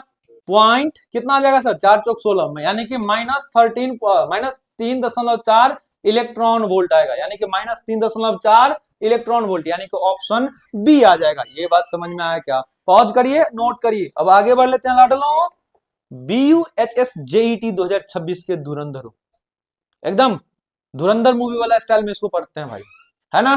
सही बच्चे, ईमानदारी से बस सेशन में बने रहिए, आपका जो टेंशन है वो टेंशन पूरा दूर करके दे दिया जाएगा। अब यहाँ पे क्या है कंसेप्ट, देखो बउआ, कंसेप्ट ऑफ मैक्सिमम इलेक्ट्रॉन, देखो क्या क्वेश्चन है, कंसेप्ट क्या है, देखो concept of maximum electron in a shell, in a shell comes from quantum number and quantum mechanical model developed after Niels Bohr. ये कहने का क्या मतलब समझा देते हैं, किसी भी सेल में मैक्सिमम कितना इलेक्ट्रॉन होगा, किसी सेल में, किसी सेल बोले, सेल का दूसरा नाम ऑर्बिट, ऑर्बिट का तीसरा नाम प्रिंसिपल क्वांटम नंबर, तो किसी सेल में मैक्सिमम कितना इलेक्ट्रॉन होगा, इस बात का जानकारी आपको क्वांटम नंबर से मिला। ये बात तो सही है सर, क्वांटम नंबर से मिला। और क्वांटम मैकेनिकल मॉडल डेवलप कब किया गया, नील्स बोर के बाद डेवलप किया गया, यही दो बातें हैं। अब बताओ यार यहाँ पे क्या सीखोगे, किसी सेल में यानी कि किसी ऑर्बिट में मैक्सिमम कितना इलेक्ट्रॉन है,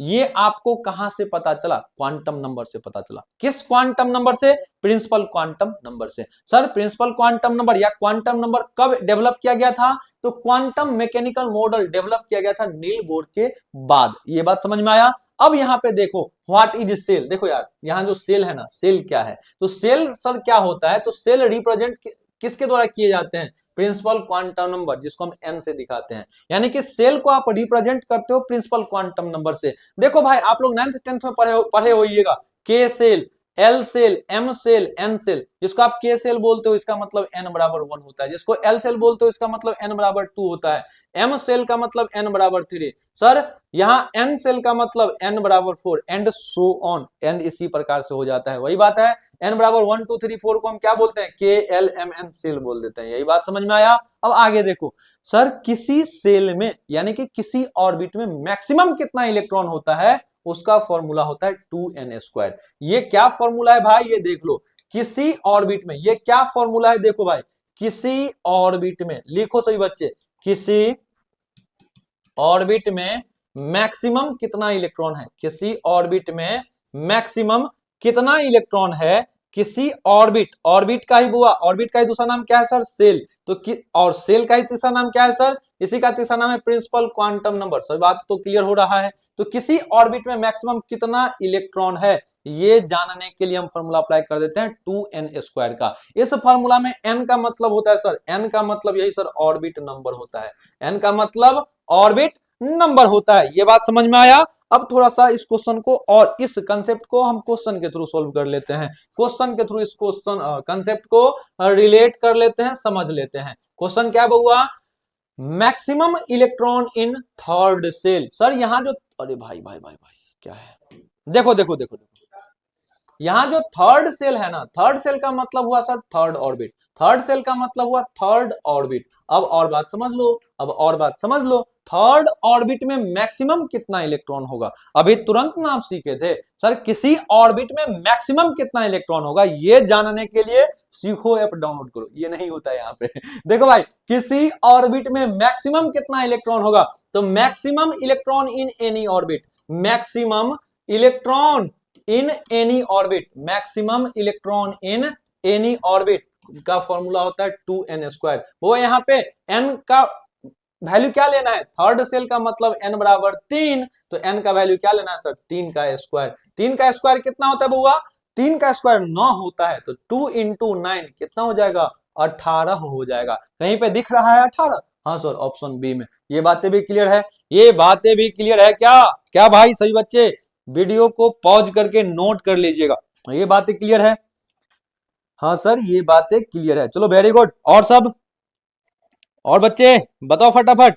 चलो आगे बढ़ लेते हैं भाई, आगे बढ़ लेते हैं, टाइम बहुत कम है, अब आगे बढ़ते हैं। अगला क्वेश्चन क्या है सर? देखिए सर, अब अगला कंसेप्ट की बात करते हैं। कंसेप्ट आ गया सर डी ब्रॉगली वेवलेंथ का, डी ब्रॉगली वेवलेंथ का। ध्यान से जल्दी से फटाफट सुनिएगा। देखो, डी ब्रॉगली वेवलेंथ जो है ना भाई, डी ब्रॉगली वेवलेंथ डिपेंड करते हैं मोमेंटम पे। मोमेंटम को हम दिखाते हैं सर फिजिक्स में पी से। मोमेंटम को डिनोट किससे करते हैं? पी से। मोमेंटम का वैल्यू होता है मास इंटू वेलोसिटी। मोमेंटम का वैल्यू होता है मास इंटू वेलोसिटी। यहाँ पे पी का मतलब हुआ सर मोमेंटम, पी का मतलब क्या हुआ?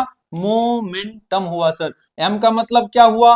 मास हुआ सर। v का मतलब क्या हुआ? वेलोसिटी हुआ सर। ये बात समझ में आया? अब आपको याद रखना है डी ब्रॉगली वेवलेंथ को। डी ब्रॉगली वेवलेंथ को हम लोग दिखाते हैं लेमडा से। डी ब्रॉगली वेवलेंथ को दिखाते हैं लेमडा से। लेमडा का वैल्यू होता है h/p। लेमडा का फॉर्मूला होता है h/p। इसमें लेमडा का मतलब क्या हुआ sir? D Broglie wavelength. h का मतलब हुआ प्लैंक्स कांस्टेंट। h का मतलब क्या हुआ?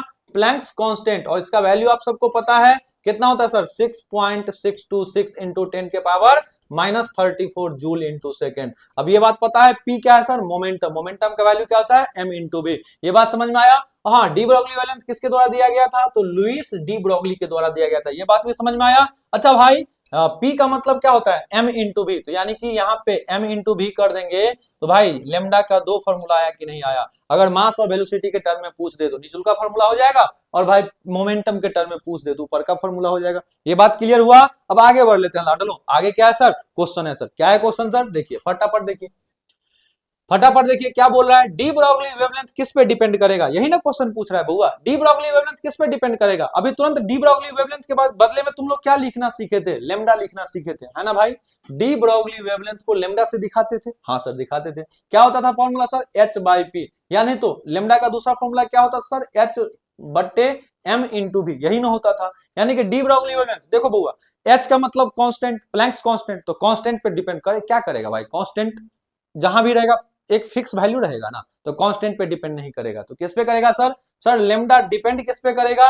Lambda depend on, lambda depends on किस पे सर? या तो p पर, p का मतलब मोमेंटम, या तो मास पर, मास का m का मतलब मास, या तो वेलोसिटी पे। p m v पे डिपेंड करेगा। कौन सा आंसर है बउआ? m v p। अच्छा, mass velocity momentum, de Broglie wavelength depend on सब पे बउआ रे, सब पे, तीनों पे। यहाँ पे थोड़ा सा मल्टीपल चॉइस करेक्ट आंसर हो गया, या multiple choice correct answer MCCA IIT type का क्वेश्चन बन गया बुआ। IIT में क्या होता है ना, IIT एडवांस में क्या होता है ना कि एक से ज्यादा करेक्ट ऑप्शन होते हैं, यहाँ पे वही आंसर हो गया। कंसेप्ट समझ में आया ना भाई? कंसेप्ट समझना था, कंसेप्ट समझ में आया ना सबको? हाँ सर, कंसेप्ट समझ में आया। चलो भाई, चलो भाई आगे बढ़ लेते हैं। क्या ये बात समझ में आया? हाँ सर, समझ में आया। अब अगला क्वेश्चन क्या है?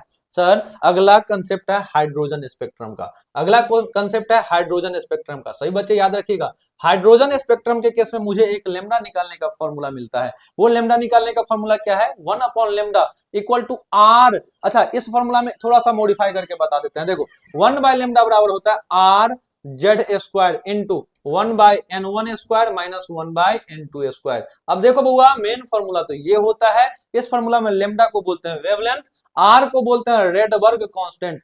रेडबर्ग सभी बच्चे लिखना सीखिएगा, RYDBERG होता है बाबू, रेडबर्ग कांस्टेंट होता है।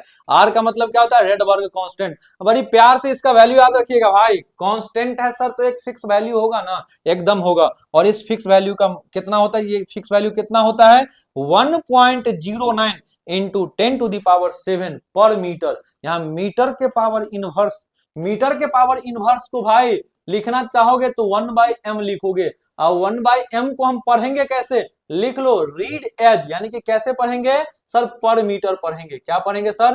पर मीटर पढ़ेंगे। ये बात भूलिएगा नहीं। तो यहाँ क्या है सर? रेडबर्ग कांस्टेंट का वैल्यू 1.097 इंटू 10⁻7 पर मीटर, ये कांस्टेंट का वैल्यू हुआ। तो अब देखो बुआ, हाइड्रोजन स्पेक्ट्रम का मतलब क्या हुआ? हाइड्रोजन एटम के लिए पढ़ रहे हैं। तो देखो बुआ, यहाँ पे जेड का मतलब क्या हुआ? Atomic number. इस फार्मूला में जेड का मतलब होता है सर एटॉमिक नंबर।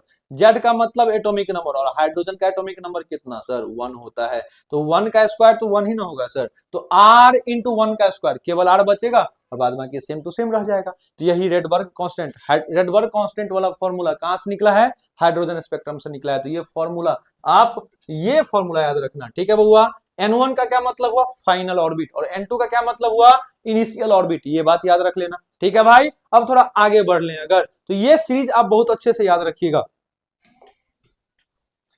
ये बात आप, ये जो हम बताए ना हाइड्रोजन स्पेक्ट्रम में, ये आप नहीं भूलिएगा। ये आपके लिए रामबाण साबित होने वाला है बउआ, ये बात रामबाण साबित होने वाला है। हाइड्रोजन स्पेक्ट्रम से आपको 6 सीरीज का नाम देखने को मिलेगा। कितना सर? 6। 6 में सर सबसे पहला सीरीज का नाम क्या है? Lyman series. दूसरा का नाम क्या है सर? बामर सीरीज। तीसरा का नाम पास्चन। चौथा का नाम ब्रैकेट, फंड और हम्फ्री। ये 6 नाम आप नहीं भूलिएगा भाई। आपको क्या याद रखना है? इन 6 नाम। लाइमन सीरीज का सर फाइनल ऑर्बिट यानी कि N1 कितना होगा सर? 1। और सर N2 का वैल्यू कितना होगा? 1 को छोड़ के 2 3 4 एंड डॉट डॉट डॉट 2 3 4 5 6 7 8 कुछ भी हो सकता है। बस जो फाइनल ऑर्बिट जिसको आप N1 बोले हो ना, N1 कितना लेना है लाइमन सीरीज के लिए? 1 लेना है सर। सर लाइमन सीरीज की बात की जाए तो N1 का वैल्यू हर हमेशा 1 लेंगे, और N2 का वैल्यू सर जरूरत के अनुसार होगा। N2 का वैल्यू 1 को छोड़ के कुछ भी ले सकते हो सर। बामर सीरीज में N1 का वैल्यू कितना सर? 2 होगा, और N2 का वैल्यू सर 2 छोड़ के अगला number 3 4 5 and so on. Sir Paschen के लिए 3, तो यहाँ क्या हो जाएगा सर? 3 छोड़ के 4 5 6 एंड सो ऑन। यहाँ क्या होगा सर? 5 6 7। यहाँ क्या होगा सर? 6 7 8। यहाँ क्या होगा सर? 7 8 9। ये बात याद रखिएगा, ये बात याद रखिएगा। किसके लिए सर? हाइड्रोजन स्पेक्ट्रम से मुझे कुछ सीरीज का नाम मिला है, वो 6 सीरीज है सर। कौन कौन? Lyman, बामर, Paschen, bracket, fund, Humphry. अब इसमें सर N1 का वैल्यू लाइमन के लिए कितना? 1, बामर के लिए 2, पास्चन के लिए 3, सर ब्रैकेट के लिए 4, फंड के लिए 5, हम्फ्री लिखा है हुआ। ये हम्फ्री के लिए क्या? देखो हम्फ्री मतलब हम्फ्री नहीं है ये हाइड्रोजन स्पेक्ट्रम वाला हम्फ्री है, ठीक है भाई। सीरीज का नाम है हम्फ्री, ये वाला वर्ड नहीं है यहाँ पे। तो हम्फ्री के लिए हुआ N1 का वैल्यू कितना? 6 हुआ सर। तो N2 का वैल्यू क्या? जो नंबर N1 में आ गया ना, उस नंबर को छोड़ देना, भूल जाना। उस नंबर के आगे वाला नंबर, उसके पीछे वाला नंबर से मतलब नहीं है मुझे। जैसे भाई 5 से मतलब नहीं होनी चाहिए, इसी प्रकार से यहाँ पे इसके पीछे वाला नंबर से मतलब नहीं होनी चाहिए, है ना। इसके आगे वाला नंबर से मतलब होना चाहिए N2 के लिए। ये बात क्लियर हो चुका। अब सबसे महान बात क्या याद रखना है सर? ये सीरीज किस रीजन में मिलेगा? इलेक्ट्रोमैग्नेटिक वेव के किस रीजन में मिलेगा? तो याद रखिएगा लाइमन सीरीज अल्ट्रावायलेट रीजन में मिलेगा। याद रखना पड़ेगा, मजबूरी है आपका। यहाँ आपका दादागिरी नहीं चलेगा, यहाँ हाइड्रोजन स्पेक्ट्रम का दादागिरी चलेगा बहुआ। ये बात समझ लीजिएगा। लाइमन किस रीजन में मिलेगा सर? तो अल्ट्रावायलेट। यूवी का मतलब, यूवी का मतलब युजवेंद्र क्या भाई, यूवी को क्या बोलते हैं? युवराज, युवराज ना बोलते हैं सर। हाँ, वो वाला यूवी नहीं है, वो सर नहीं है। यहाँ पे यूवी का मतलब अल्ट्रावायलेट रीजन हुआ। बामर का मतलब विजिबल रीजन। सर पास्चन कहाँ मिलेगा? इंफ्रारेड। IR का मतलब इंफ्रारेड होता है। क्या होता है सर? इंफ्रारेड होता है, ये इंफ्रारेड रीजन में मिलेगा, ब्रैकेट इंफ्रारेड रीजन में मिलेगा, फंड इंफ्रारेड रीजन में मिलेगा और हम्फ्री इंफ्रारेड रीजन में मिलेगा। ये बात समझ में आया। अब थोड़ा हम आगे बढ़ लेते हैं बउआ, क्वेश्चन पे आ जाते हैं। देखो भाई क्वेश्चन पे आ जाते क्वेश्चन पे आ जाते हैं। क्वेश्चन क्या देखो तो, बामर सीरीज लाई इन, क्वेश्चन पूछ रहा है कि बामर सीरीज किस क्षेत्र में है, बामर सीरीज किस क्षेत्र में है, यानी कि किस रीजन में है। अभी तुरंत आपको समझाया गया है कि बामर सीरीज कहां मिलेगा सर, विजिबल रीजन में मिलेगा, यानी कि बामर सीरीज विजिबल क्षेत्र में मिलेगा। कहां सर, विजिबल क्षेत्र में मिलेगा, विजिबल क्षेत्र में मिलेगा, यही बात तो समझना था, विजिबल क्षेत्र में मिलेगा, यही तो क्वेश्चन है सर। बामर सीरीज कहां मिलेगा, विजिबल में मिलेगा, यही बात समझाने के लिए इतना बात बताया गया था। अब देखो क्वेश्चन क्या पूछेगा, ये कोई गारंटी नहीं है कि बामर सीरीज के बारे में पूछेगा, लेकिन हाँ भाई वहां के कंसेप्ट के बेसिस पे जरूर पूछेगा, ये बात ध्यान से सुनिएगा। अब आगे बढ़ लेते हैं बउआ। अब वो पूछ रहा है आपसे रेडबर्ग कांस्टेंट का वैल्यू कितना होगा, किसका सर, रेडबर्ग कांस्टेंट का वैल्यू कितना होगा। अभी तुरंत ना आप सीखे थे सर, रेडबर्ग कांस्टेंट को आर से दिखाते हैं, उसका वैल्यू था 1.09, 1.09 7 इंटू 10 टू द पावर 7 पर मीटर। अभी तुरंत ना सीख के आए थे सर, कहां सीखे थे सर, जहां पे ये फॉर्मूला पढ़े थे, 1 बाय लैम्डा बराबर R Z square into 1 by n1 square minus 1 by n2 square, जहां ये फॉर्मूला पढ़े थे वहीं पर आर का वैल्यू पढ़े थे 1.097 इंटू 10 टू द पावर 7 पर मीटर। हाँ सर पढ़े थे। कौन ऑप्शन में बउआ रे, लो ना भाई, पहले ऑप्शन है, समझ में आ गया। चलो यार अगला क्वेश्चन पे बात करते हैं। अगला क्वेश्चन क्या है सर, तो अगला कंसेप्ट है। कंसेप्ट सभी बच्चे नोट करना है बड़ी प्यार से, सभी बच्चों को कंसेप्ट ना ही भूलना है यार। कंसेप्ट क्या है sir, angular momentum of electron, यानी कि किसी इलेक्ट्रॉन का एंगुलर मोमेंटम क्या होगा, ये देने वाला भाई बोर चचा है। कौन है, बोर चचा, चचा नहीं है मतलब प्यार से बोल दिया बोर चचा। बोर एटॉमिक मॉडल से मुझे एंगुलर मोमेंटम इलेक्ट्रॉन का मिला है, ये बात समझ में आया क्या। तो इलेक्ट्रॉन का एंगुलर मोमेंटम जो है ना कंटिन्यूअस नहीं होते हैं भाई, इलेक्ट्रॉन का एंगुलर मोमेंटम कंटिन्यूअस नहीं होता है। बोला गया है, थ्योरी है कि इलेक्ट्रॉन का एंगुलर मोमेंटम क्वांटाइज होते हैं। कैसा होते हैं सर, क्वांटाइज। अब देखो बुआ, जिसको आप एंगुलर मोमेंटम कहते हो ना, फिजिक्स पढ़ोगे तो इसी को हम एमवीआर बोलिएगा, फिजिक्स में एमवीआर को ही हम एंगुलर मोमेंटम बोलते हैं। ये बात समझ में आया। तो एंगुलर मोमेंटम के जगह पे यहाँ पे एमवीआर लिया गया है, और एमवीआर का फॉर्मूला एमवीआर का फॉर्मूला होता है NH/2 ये याद रखना। एमवीआर को क्या बोलिएगा, एंगुलर मोमेंटम बोलिएगा। फॉर्मूला क्या होता है, NH/2 वो अरे H/2 को हम ऐसे करके, H के ऊपर ऐसे करके इसको डायरेक्ट बोलते हैं। क्या बोलते हैं, डायरेक्ट बोलते हैं, ये भी याद रखिएगा। H/2 को क्या बोलते हैं, डायरेक्ट। तो देखो बउआ, इसी फॉर्मूला को मॉडिफाई अगर कर दिया जाए ना, तो एमवीआर बराबर होगा एन डायरेक्ट। ये भी याद रख लेना, ये भी याद रख लेना, क्योंकि डायरेक्ट का मतलब होता है H/2। ये दोनों फॉर्मेट में याद रख लेना, ठीक है भाई। जल्दी पॉज करके नोट करिए। अच्छा जल्दी फटाफट एक दो बात और समझ लो। इस फॉर्मूला में M को क्या बोलते हैं, मास ऑफ इलेक्ट्रॉन, भी वेलोसिटी हो जाएगा सर। R क्या होगा, रेडियस ऑफ ऑर्बिट। अब n का वैल्यू 1 2 3 कुछ भी हो सकता है ना, ऑर्बिट नंबर कुछ भी हो सकता है बउआ रे। H क्या है सर, ये जो H क्या है, H यहाँ जो लिखा है ये क्या है, प्लैंक्स क्वांटम थ्योरी। सही बच्चे जहां पे हो, अभी तुरंत आप लोग सीख के आए हो कुछ मिनट पहले, प्लैंक्स कांस्टेंट का एक वैल्यू होता है। जल्दी बता दो तो फटाफट, जल्दी से पॉज करके नोट कर लीजिए।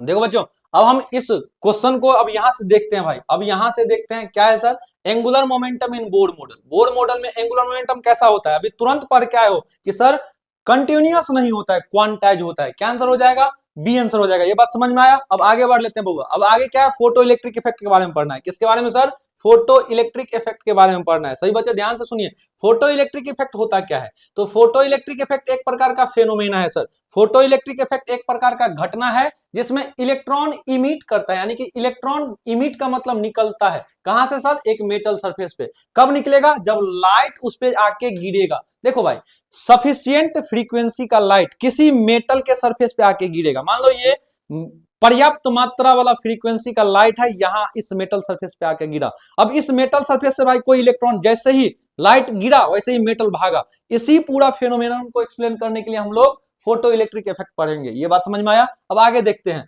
इसमें सर कुछ कुछ नाम होते हैं, थ्रेशोल्ड फ्रीक्वेंसी। जिस पर्याप्त फ्रीक्वेंसी का नाम आप पढ़े हो ना, जिस पर्याप्त फ्रीक्वेंसी को मेटल सरफेस पाएगा तब जाके यहां इलेक्ट्रॉन भागेगा, इसी पर्याप्त फ्रीक्वेंसी को हम इंग्लिश में बोल देते हैं थ्रेशोल्ड फ्रीक्वेंसी। क्या है sir? Each metal has minimum frequency required to eject electron. यही बात हम समझाए ना भाई, इलेक्ट्रॉन भगाने के लिए जो मिनिमम अमाउंट में फ्रीक्वेंसी चाहिए उसी को थ्रेशोल्ड फ्रीक्वेंसी कहेंगे। ये बात समझ में आया? अब देखो भाई, below the frequency no electron are emitted, सही बात है। जो पर्याप्त मात्रा में फ्रीक्वेंसी चाहिए उससे अगर कम मात्रा में फ्रीक्वेंसी दोगे तो इलेक्ट्रॉन नहीं भागेगा। अब हम बात करते हैं इंस्टैंटेनियस इमिशन का। अब देखो भाई, जैसे ही यहां के लाइट गिरा उसी इंस्टेंट पे इलेक्ट्रॉन भागेगा, यानी कि इंस्टैंटेनियस इलेक्ट्रॉन भागेगा। ये बात भी समझ में आ गया यहां से। अब देखो, काइनेटिक एनर्जी डिपेंड करता है फ्रीक्वेंसी पे। आपको इस पूरे स्लाइड में कुछ याद रहे ना रहे, ये लाइन नहीं भूलिएगा। काइनेटिक एनर्जी किस पे डिपेंड करेगा? फ्रीक्वेंसी पर डिपेंड करेगा। ये बात याद रखिएगा। यानी कि हायर फ्रीक्वेंसी रहेगा, इसका मतलब देखो भाई, जितना ज्यादा फ्रीक्वेंसी उतना ज्यादा काइनेटिक एनर्जी होगा। ये बात आप समझ में आपको आ गया। Kinetic energy does not depend on intensity. ये सब आपका क्वेश्चन है, ये सब लाइन में आपका क्वेश्चन छिपा हुआ है। काइनेटिक एनर्जी इंटेंसिटी पे डिपेंड नहीं करता है, काइनेटिक एनर्जी केवल फ्रीक्वेंसी पर डिपेंड करता है। ये याद रख लीजिएगा। अब क्या है सर? नंबर ऑफ इलेक्ट्रॉन, यानी कि कितना इलेक्ट्रॉन भागेगा यहां से, मेटल सरफेस से कितना इलेक्ट्रॉन भागेगा, ये डिपेंड करेगा बउआ इंटेंसिटी पे। रिपीट कर देता हूं, फ्रीक्वेंसी पर सर काइनेटिक डिपेंड करता है, यानी कि काइनेटिक एनर्जी, और कितना इलेक्ट्रॉन भागेगा यानी कि नंबर ऑफ इलेक्ट्रॉन डिपेंड करता है इंटेंसिटी पे। बस ये दोनों बात याद रखिएगा, ठीक है भाई। अब आगे देखो, हायर इंटेंसिटी, जितना ज्यादा इंटेंसिटी रहेगा उतना ज्यादा नंबर इलेक्ट्रॉन का निकलेगा। देखो, but their kinetic energy remains same if frequency is constant. सही बात है, फ्रीक्वेंसी पे काइनेटिक एनर्जी डिपेंड करेगा। अगर फ्रीक्वेंसी को कांस्टेंट रखते हो ना आप, तो काइनेटिक एनर्जी पे कोई प्रभाव नहीं पड़ेगा, वो भी कांस्टेंट ही रहेगा। यही पूरा बात यहाँ पे सीखने को मिला है हमको। अब देखो भाई, फोटो इलेक्ट्रिक इफेक्ट किसको प्रूफ करता है? फोटो इलेक्ट्रिक इफेक्ट किसको प्रूफ करेगा? तो यहां पे याद रखिएगा, photo electric effect light particle nature का होता है ना, इसी बात को एक्सप्लेन करता है। लिखा होगा यही चीज यहाँ पे कि photo electric effect proves that light behave as particle called photon. यही बात याद रखिएगा। देखो बुआ, लाइट को ही आप फोटोन कहते हो, लाइट का ही दूसरा नाम फोटोन होता है। और ये हमको कैसे पता चला कि लाइट का ही दूसरा नाम फोटोन होता है? तो इसी बात को पता करने के लिए फोटो इलेक्ट्रिक इफेक्ट पढ़ा गया था या दिया गया था। ये बात समझ में आया? ये बात सबको समझ में आया क्या? अब देखो बुआ, तो आपको पता चला कि लाइट किसके तरह बिहेव करता है सर? तो पार्टिकल की तरह बिहेव करता है। यानी कि क्वेश्चन अब अगला जो है वो आपसे बन जाएगा। क्या है question sir? Photo electric effect किसको सपोर्ट करता है? तो sir particle nature of light को सपोर्ट करता है। क्या आंसर हो जाएगा? बी आंसर हो जाएगा। ये बात सबको समझ में आ गया क्या? अभी तुरंत ना पढ़े हो सर, लाइट को हम पार्टिकल बोल देते हैं, उसी पार्टिकल का एक नाम दे दिया गया फोटोन। तो बता दो यार, फोटो इलेक्ट्रिक इफेक्ट किसको सपोर्ट करेगा? पार्टिकल नेचर ऑफ लाइट को सपोर्ट करेगा। अब आगे बात कर लेते हैं वर्क फंक्शन के बारे में। किसके बारे में सर? वर्क फंक्शन के बारे में। देखो, वर्क फंक्शन को हम डब्ल्यू नोट से दिखाते हैं। किससे दिखाते हैं? डब्ल्यू नोट से दिखाते हैं। तो वर्क फंक्शन क्या है? तो वो minimum energy required to remove an electron from surface of metal. देखो, मेटल सरफेस से इलेक्ट्रॉन को निकालना है। मेटल सरफेस से इलेक्ट्रॉन को निकालने के लिए जो मिनिमम एनर्जी चाहिए ना, उसी मिनिमम एनर्जी को वर्क फंक्शन से हम दिखाते हैं। वर्क फंक्शन के बारे में लिखा गया है कि कैरेक्टरिस्टिक्स प्रॉपर्टी होता है ईच मेटल का। सही बात है, मेटल का कैरेक्टरिस्टिक्स प्रॉपर्टी का यह मतलब हुआ मेटल टू मेटल वेरी करेगा वर्क फंक्शन। अब देखो बुआ, इसका यूनिट, वर्क फंक्शन का यूनिट या तो इलेक्ट्रॉन वोल्ट होगा या नहीं तो जूल होगा। वर्क फंक्शन का फॉर्मूला होता है H into mu naught. Mu naught को मतलब, म्यू नोट को क्या बोलते हैं sir? Threshold frequency. Mu naught को क्या बोलिएगा? थ्रेश होल्ड फ्रीक्वेंसी बोलिएगा। यहां पर जो H है ना बउआ, ये H कोई नया चीज नहीं है। H को ही हम बोलते हैं प्लैंक्स कांस्टेंट।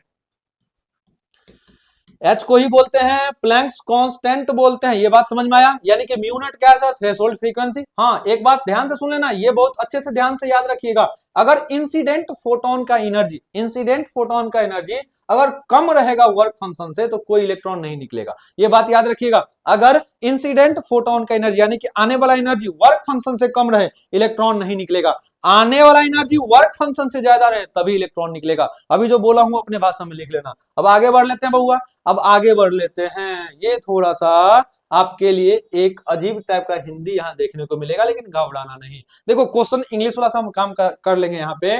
वर्क फंक्शन क्या है सर? तो work function minimum energy to remove electron. Work function का डिफिनेशन क्या पढ़े थे सर? इलेक्ट्रॉन रिमूव करने के लिए जो मिनिमम एनर्जी की बात करते हैं उसी को दिखाते हैं सर वर्क फंक्शन का डब्ल्यू नोट से। ये बात समझ में आया? अब आगे बढ़ लेते हैं बउआ, आगे बढ़ लेते हैं, थ्रेशोल्ड फ्रीक्वेंसी को पढ़ लेते हैं। थ्रेशोल्ड फ्रीक्वेंसी क्या होता है सर? तो minimum frequency of incident light. देखो बुआ, आने वाला लाइट का जो मिनिमम फ्रीक्वेंसी होता है ना, जिसको पा लेने के बाद इलेक्ट्रॉन निकल पाए, इसी मिनिमम फ्रीक्वेंसी को बोल देते हैं थ्रेशोल्ड फ्रीक्वेंसी। थ्रेशोल्ड फ्रीक्वेंसी को म्यू नॉट से दिखाते हैं। अब देखो इंक्रीजिंग इन, देखो कौन इंटेंसिटी बढ़ाओगे इससे कोई प्रभाव नहीं पड़ेगा फ्रीक्वेंसी पे। ये बात समझ में आया? वही बात यहाँ लिखा भी हुआ है कि increasing intensity can not compensate for low frequency. कोई मतलब ही नहीं है इंटेंसिटी का फ्रीक्वेंसी से। अब देखो भाई थ्रेशोल्ड फ्रीक्वेंसी डिपेंड करेगा केवल नेचर ऑफ मेटल पे। अब देखो हाइयर वर्क फंक्शन रहेगा, यानी कि वर्क फंक्शन ज्यादा रहेगा तो थ्रेशोल्ड फ्रीक्वेंसी भी ज्यादा रहेगा। यानी कि वर्क फंक्शन को डब्ल्यू नोट से दिखाते हैं, थ्रेशोल्ड फ्रीक्वेंसी को म्यू नोट से दिखाते हैं। अब क्वेश्चन बना लो बुआ रे। क्वेश्चन क्या है sir? Threshold frequency increases. Threshold frequency कब बढ़ेगा बुआ? जब वर्क फंक्शन को बढ़ाओगे। क्या यही बात सब आप समझे हो या नहीं समझे हो? चैट बॉक्स यानी कि कमेंट बॉक्स में बुआ आप सभी बच्चे को जो डॉट रहेगा पूरा कमेंट बॉक्स में भर देना। अगला क्लास में पूरा आपका कमेंट, आपका पूरा डॉट सोल्व कर दिया जाएगा। अब आगे बढ़ लें अगर, तो लाइमन सीरीज के बारे में बोला गया भाई। लाइमन सीरीज के बारे में आप सबको बताया गया अभी तुरंत। लाइमन सीरीज कोरेस्पॉन्ड टू, यानी कि लाइमन सीरीज में भाई एन का कौन सा वैल्यू होगा? तो आपको बताया गया था लाइमन सीरीज, लाइमन में N1 का वैल्यू कितना होता था सर? लाइमन में N1 का वैल्यू 1 होता था सर। अभी तुरंत आप लोग पढ़ के आए हो तो ऑप्शन ए हो जाएगा। अगला क्वेश्चन क्या है sir? Maximum orbital in P subshell कितना होगा? मैक्सिमम कितना ऑर्बिटल होगा पी सबसेल में? मैं आपको थोड़ा सा बता दूं भाई, मैं आपको थोड़ा सा बता दूं। देखो एस में एक घर होता है, एस के पास एक घर होता है, पी के पास 3 घर होता है। एस के पास एक घर, पी के पास 3 घर, डी के पास 5 घर होता है, डी के पास 5 गो घर होता है। कितना सर? 1 2 3 4 5। और एफ सबसेल के पास 7 गो घर होता है। ये बात याद रख लो। कितना होता है सर? एफ के पास 7, डी के पास 5, पी के पास 3 और एस के पास 1। तो भाई याद रखना जितना डब्बा उतना ऑर्बिटल, जितना डब्बा उतना ऑर्बिटल। लिख लो बुआ, जितना डब्बा उतना ऑर्बिटल। ये आपको समझने के लिए बताया गया है। जितना डब्बा उतना ऑर्बिटल, ये आपको समझाने के लिए बोला गया है। देखो एस के पास कितना ऑर्बिटल? 1, पी के पास कितना ऑर्बिटल? 3। क्या आंसर होगा? Maximum orbital in P subshell 3 हो जाएगा। यही यहाँ का कंसेप्ट था, याद कर लिया आप। अब आगे बढ़ लेते हैं। वैल्यू ऑफ प्लैंक्स कांस्टेंट कितना होगा? बुआ अभी तुरंत आप लोग रटवाते आए हैं। प्लैंक्स कांस्टेंट का क्या वैल्यू होता है सर? प्लैंक्स कांस्टेंट को हम दिखाते हैं एच से। वैल्यू होता है 6.626 into 10 to the power minus 34 joule into second. कहा है आंसर में सर? आंसर ए हो जाएगा। चलिए सर आगे बढ़ लेते हैं। अगला क्या है सर? देखो देखो देखो बच्चों, अब यहाँ पे थोड़ा सा कंसेप्ट है, कंसेप्ट जानना है आपको। Azimuthal quantum number. अरे भाई 4 टाइप के क्वांटम नंबर पढ़े हो, जिसमें से एक क्वांटम नंबर का नाम है एजीम्यूथल क्वांटम नंबर, जिसको हम एल से दिखाते हैं। एजीम्यूथल क्वांटम नंबर को एल से दिखाते हैं। वो याद रखना, एजीम्यूथल क्वांटम नंबर आपको क्या बताएगा? ऑर्बिटल का शेप बताएगा। एजीम्यूथल क्वांटम नंबर यानी कि एल क्या बताएगा भाई? आपको बताएगा ऑर्बिटल का शेप। याद रखना एल का वैल्यू एस के लिए, देखो एस सबसेल के लिए एल का वैल्यू 0 होता है, पी सबसेल के लिए एल का वैल्यू 1 होता है, डी के लिए एल का वैल्यू 2 होता है सर, और एफ के लिए एल का वैल्यू 3 होता है। ये नहीं भूलिएगा आप सही बच्चे। एस सबसेल के लिए एल का वैल्यू 0 होता है, नहीं भूलिएगा। अब आगे बढ़ लेते हैं। ऐसा लिखा हुआ भी था क्या? एल का वैल्यू 0 का मतलब एस सबसेल, एस सबसेल का शेप क्या? स्फेरिकल। सर एल का वैल्यू 1 में पी, एल का वैल्यू 2 में डी, एल का वैल्यू 3 में एफ हो जाएगा। देखिए सर डम्बेल शेप, डी का होता है डबल डम्बेल, डी का होता है डबल डम्बेल शेप होता है, डबल डम्बेल शेप होता है। और एफ का शेप कॉम्प्लेक्स होता है। एफ का कैसा होता है सर? कॉम्प्लेक्स होता है। देखो shape depend on L, shape किस पे डिपेंड करेगा? एल पे। एल का मतलब क्या होगा सर? एजी म्यूथल क्वांटम नंबर, एजी म्यूथल क्वांटम नंबर होता है। क्लियर लिखा है कि शेप एन पर डिपेंड नहीं करता है। एन का मतलब यहाँ पे प्रिंसिपल क्वांटम नंबर, यानी कि शेप प्रिंसिपल क्वांटम नंबर पे डिपेंड नहीं करके एल पे डिपेंड करता है। आगे बढ़ लो बउआ, कितना प्यार से क्वेश्चन पूछा है आपसे कि which quantum number decide shape. जल्दी बता दो, कौन सा क्वांटम नंबर शेप डिसाइड करता है बउआ? अभी तुरंत पढ़ के आए हो, ऑर्बिटल का शेप कौन देता है? एजीम्यूथल क्वांटम नंबर, और एजीम्यूथल क्वांटम नंबर को हम एल से दिखाते हैं, तो ऑप्शन क्या हो जाएंगे? बी हो जाएंगे। अब आगे बढ़ लेते हैं बउआ, आगे क्या है सर? देखो मैक्सिमम इलेक्ट्रॉन इन डी सब सेल, देखो सही बच्चे, बड़ी अच्छा क्वेश्चन पूछा गया है, डी सब सेल में मैक्सिमम कितना इलेक्ट्रॉन होगा? अभी तुरंत हम आपको बताए थे, अभी तुरंत बताया गया था आपको कि एस में सर 1 डब्बा होता है, सर पी में 3 डब्बा होता है, पी में 3 डब्बा, डी में सर 5 डब्बा, डी में 5 डब्बा, एफ में 7 डब्बा, एफ में 7 डब्बा होता है। अब देखो भाई, एक डब्बा को हम एक ऑर्बिटल कहते हैं, एक डब्बा को एक ऑर्बिटल, एक ऑर्बिटल में मैक्सिमम 2 इलेक्ट्रॉन पाया जाता है, एक ऑर्बिटल में मैक्सिमम 2 इलेक्ट्रॉन पाया जाता है, ये याद रख लीजिएगा। एक ऑर्बिटल में, यानी कि एक ऑर्बिटल में मैक्सिमम 2 इलेक्ट्रॉन पाया जाता है। और डी में कितना डब्बा है? 1 2 3 4 5, यानी कि 5 डब्बा का मतलब एक डब्बा में मैक्सिमम 2, तो 5 डब्बा में मैक्सिमम कितना? 10 इलेक्ट्रॉन पाया जाएगा। तो मैक्सिमम इलेक्ट्रॉन डी सब सेल में, डी सब सेल में 5 डब्बा, एक डब्बा में 2 इलेक्ट्रॉन, तो 5 डब्बा में 10 इलेक्ट्रॉन। क्या आंसर हो जाएगा? सी आंसर हो जाएगा। अब आगे बढ़ लेते हैं बउआ, अब आ गया वेलोसिटी इन बोर ऑर्बिट। बोर ऑर्बिट का वेलोसिटी कितना होगा, ये आपको जानना है। देखो बउआ, बोर ऑर्बिट का वेलोसिटी क्या होता है, तो याद रखना, किसी nth ऑर्बिट में कितना वेलोसिटी होगा उसको जानने के लिए एक फॉर्मूला दिया गया, Vn बराबर 2.18 इंटू 10 के पावर 6 Z/n होता है। यानी कि ऐसे याद रखना, Vn का मतलब हुआ nth ऑर्बिट का वेलोसिटी, इसका मतलब होता है nth ऑर्बिट का वेलोसिटी, nth ऑर्बिट का वेलोसिटी, ये मतलब हुआ इसका। अब आपको यहां से याद रखना है nth ऑर्बिट का वेलोसिटी होगा कितना सर? 2.18 इंटू 10 के पावर 6 Z/n होता है मीटर पर सेकेंड। ये बात जरूर याद रखिएगा। ये बात याद रखने के लिए सीखो ऐप डाउनलोड नहीं करना, यहीं से याद रखना। अब देखो भाई, यहाँ से वेलोसिटी देखो, वेलोसिटी भाई इनवर्सली प्रोपोर्शनल टू n है, यानी कि देखो वेलोसिटी ऊपर में है, n बराबर के इस साइड नीचे में है, ये रिश्ता होता है इनवर्सली प्रोपोर्शनल का। तो देखो बुआ, वेलोसिटी इनवर्सली प्रोपोर्शनल n हुआ, यानी कि एज, और n का मतलब क्या होता है इस फॉर्मूला में? n का मतलब ऑर्बिट नंबर होता है। क्या होता है बउआ? ऑर्बिट नंबर होता है। देखो, तो एज ऑर्बिट नंबर इंक्रीजेज, अरे उल्टा रिश्ता का क्या मतलब हुआ भाई? उल्टा रिश्ता का मतलब जाने दुश्मन वाला, एक को दर्द हुआ तो दूसरा खुश हुआ, समझ में आया? तो यहाँ बताओ, अगर ऑर्बिट नंबर तुम बढ़ा देते हो, ऑर्बिट नंबर का रिश्ता उल्टा चल रहा है, तो वेलोसिटी क्या हो जाएगा? घट जाएगा। ऑर्बिट नंबर बढ़ाओगे वेलोसिटी घट जाएगा। यहाँ बात क्या लिखा है sir? As orbit number increases velocity decreases. अब समझ में आ गया, तो आगे बढ़ते हैं, पॉज करके नोट कर लीजिए। भाई आपको पीडीएफ नोट्स मिल जाएंगे, आपको बहुत जल्दी एक ग्रुप के बारे में बताया जाएगा, या भाई इसी वीडियो के नीचे डिस्क्रिप्शन में व्हाट्सएप ग्रुप या टेलीग्राम ग्रुप का लिंक रहेगा, आप उसको ज्वाइन कर लेना, पूरा पीडीएफ नोट्स मिल जाएंगे। अब देखो, velocity of electron in Bohr orbit is proportional to, तो वेलोसिटी सर किसके प्रोपोर्शनल होता था? अभी क्या बताए हैं सर? तो वेलोसिटी जो है sir inversely proportional to n होता था।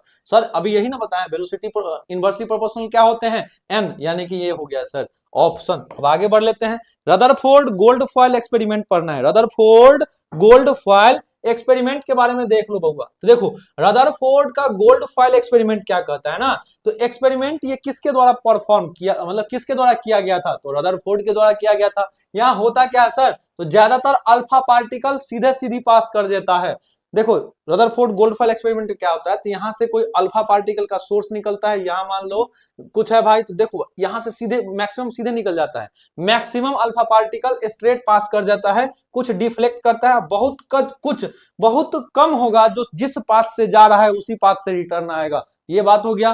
कंक्लूजन क्या निकला? तो रदरफोर्ड से ये कंक्लूजन निकलता है कि एटम ज्यादातर इम्पटी स्पेस वाला होता है, यानी कि एटम के पास ज्यादातर स्पेस खाली होता है। अब इससे क्या मतलब निकला sir? Positive charge concentrated in small dense nucleus. अब ये बात आपको यहां से पता चलेगा कि सर होता क्या है रदरफोर्ड मॉडल में, तो सर ज्यादातर हिस्सा से अल्फा पार्टिकल पास कर गया। सर बहुत कम ऐसा हिस्सा है जहां पे जिस स्पीड से अल्फा पार्टिकल आया, मान लो कि इस स्पीड से अल्फा पार्टिकल आया, ऐसे आया है ऐसे ही रिटर्न भागेगा, यानी कि जिधर से आया उधर को ही भगाया। यानी कि यहाँ पे कुछ ऐसा है, देखो भाई, कोई एकदम इतराते हुए यहाँ आया, यहाँ से लगा एकदम जोरदार थप्पड़ ये क्या करेगा? यहाँ से उसी डायरेक्शन में भागेगा कि नहीं भागेगा? यही बात यहाँ भी हो रहा है भाई, यहाँ भी हो रहा है कि सेंटर पे ऐसा कुछ है जिस कारण से अल्फा पार्टिकल को मिल रहा है भयंकर रिपल्सन, और ये अपने रास्ते उल्टा होके भाग जाता है। अब देखो, तो वो बीचों बीच क्या होता है, उसी को बोलते हैं न्यूक्लियस। यानी कि आपको रदरफोर्ड गोल्डफॉयल एक्सपेरिमेंट से न्यूक्लियस के बारे में पता चला है। अब क्वेश्चन बना लो, क्वेश्चन बना लो। क्वेश्चन क्या है बउआ रे? Which experiment proved nucleus existence? तो न्यूक्लियस पाया जाता है। न्यूक्लियस एग्जिस्टेंस का मतलब न्यूक्लियस पाया जाता है, इस बात के बारे में कौन बताता है बउआ रे? तो गोल्ड फॉयल एक्सपेरिमेंट बताता है। गोल्ड फॉयल एक्सपेरिमेंट किसके द्वारा दिया गया था? रदरफोर्ड के द्वारा दिया गया था। अब आगे बढ़ लेते हैं। अगला बात क्या है बउआ? देखो देखो देखो, अब हाइजेनबर्ग अनसर्टेनिटी प्रिंसिपल आ गया। क्या आ गया सर? Heisenberg uncertainty principle. क्या है सर? तो याद रखिएगा, नाम में ही क्लियर है भाई, कौन दिया था? तो हाइजेनबर्ग दिया था। कौन दिए थे भाई? हाइजेनबर्ग दिए थे। अब याद रखिएगा, ये एक इम्पॉसिबल चीज होता है कि एक ही साथ आप एग्जैक्ट पोजीशन को और एग्जैक्ट मोमेंटम को बता पाओ। किसी इलेक्ट्रॉन का एग्जैक्ट पोजीशन कितना है या एग्जैक्ट मोमेंटम कितना है, ये बताना इम्पॉसिबल होता है। इस कारण से हाइजेनबर्ग बउआ देखो क्या बताया है कि why electron can not move in fixed circular path. देखो बोर का लिमिटेशन था ना कि इलेक्ट्रॉन सर्कुलर पाथ में मूव नहीं करता है, तो इसी चीज को हाइजेनबर्ग थोड़ा सा क्लियर कर दिए। हाइजेनबर्ग थोड़ा सा क्लियर कर दिए कि भाई ये इम्पॉसिबल चीज है कि एक ही साथ आप ये भी पता कर लो कि एग्जैक्ट पोजीशन क्या होगा इलेक्ट्रॉन का, एक ही साथ आप मोमेंटम भी पता कर लो कि क्या होगा। ये इम्पॉसिबल चीज है। अब इसको अच्छे से समझने के लिए क्या किया, एक मोटा मोटी तौर पे भाई एक डेरिवेशन बना लिया। वो डेरिवेशन क्या है? Delta X dot delta P greater than equal to H by 4 pi. Delta X को क्या बोलते हैं सर? अनसर्टेनिटी इन पोजीशन। अब हम एग्जैक्ट पोजीशन नहीं बता पाएंगे तो भाई एक अनसर्टेनिटी वाला ही बात ना बोलेंगे। हम पूछेंगे कि सर कब आएंगे, बच्चा बोलेगा हमको नहीं पता। मतलब क्या? अनसर्टेन है, वो पता ही नहीं है उसको, निश्चित ही नहीं है कि कब आएंगे। इसको क्या बोलेंगे? अनसर्टेन। अभी क्या समझे हो आप कि भाई एग्जैक्ट पोजीशन आप नहीं बता पाते हो, यही ना समझे हो? एग्जैक्ट पोजीशन नहीं बता पाते हो यानी कि तुम अनसर्टेन हो ना भाई उसका एग्जैक्ट पोजीशन बताने में। तो यही बात है, अनसर्टेनिटी इन पोजीशन को दिखाने के लिए डेल्टा एक्स, डेल्टा एक्स को बोलते हैं अनसर्टेनिटी इन पोजीशन, अनसर्टेनिटी इन पोजीशन। इसी प्रकार से बउआ, इसी प्रकार से डेल्टा बी को क्या बोलिएगा? अच्छा, डेल्टा पी को क्या बोलिएगा? Uncertainty in momentum. यही बात यहां से याद रखिएगा। और ये किसके बराबर हो जाते हैं? तो greater than equal to H by 4 pi के बराबर हो जाता है। ये बात समझ में आया क्या? अब थोड़ा आगे बढ़ लेते हैं। क्या क्वेश्चन पूछा गया है? Uncertainty principle given by. ले भाई इतना आसान क्वेश्चन है। अनसर्टेनिटी प्रिंसिपल क्या बोला गया था? हाइजेनबर्ग अनसर्टेनिटी, यानी कि किसके द्वारा दिया गया था? हाइजेनबर्ग के द्वारा। कौन सा आंसर हो जाएगा? बी आंसर हो जाएगा। ये बात क्लियर हो गया।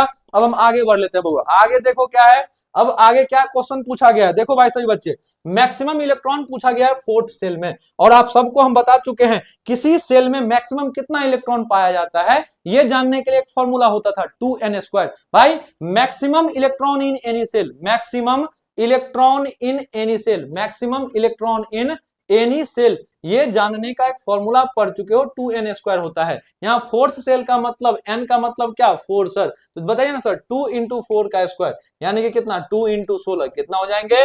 32 हो जाएंगे। कौन सा आंसर हो जाएगा बउआ रे? आंसर बी हो जाएगा। ये बात समझ में आया। अब थोड़ा आगे बढ़ लेते हैं बउआ, थोड़ा आगे बढ़ लेते हैं। क्या है सर क्वेश्चन? देखो तो क्वेश्चन नहीं है सर, ये कंसेप्ट है।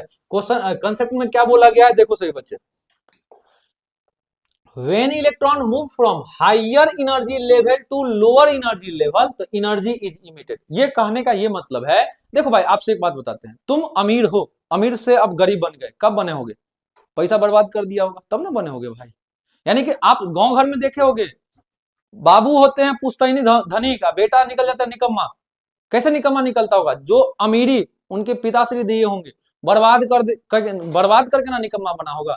बर्बाद करने का मतलब रिलीज कर देना, खत्म कर देना भाई, एकदम टाटा बाय बाय कंडीशन कर देना। वही बात यहाँ पे है। देखो जब इलेक्ट्रॉन को हायर एनर्जी लेवल से आप लोअर एनर्जी लेवल पे ले जाओगे ना, तो एनर्जी इमिट होता है। क्या होता है बुआ? एनर्जी इमिट होता है। अब देखो एनर्जी रिलीज, जो भी एनर्जी भागेगा ना बुआ, वो फोटोन के रूप में भागेगा। और एनर्जी रिलीज यानी कि चेंज निकलेगा एनर्जी में, चेंज इन एनर्जी को डेल्टा ई से दिखाएंगे। इसका फॉर्मूला होता है एच न्यू। अब ये बात याद रखना,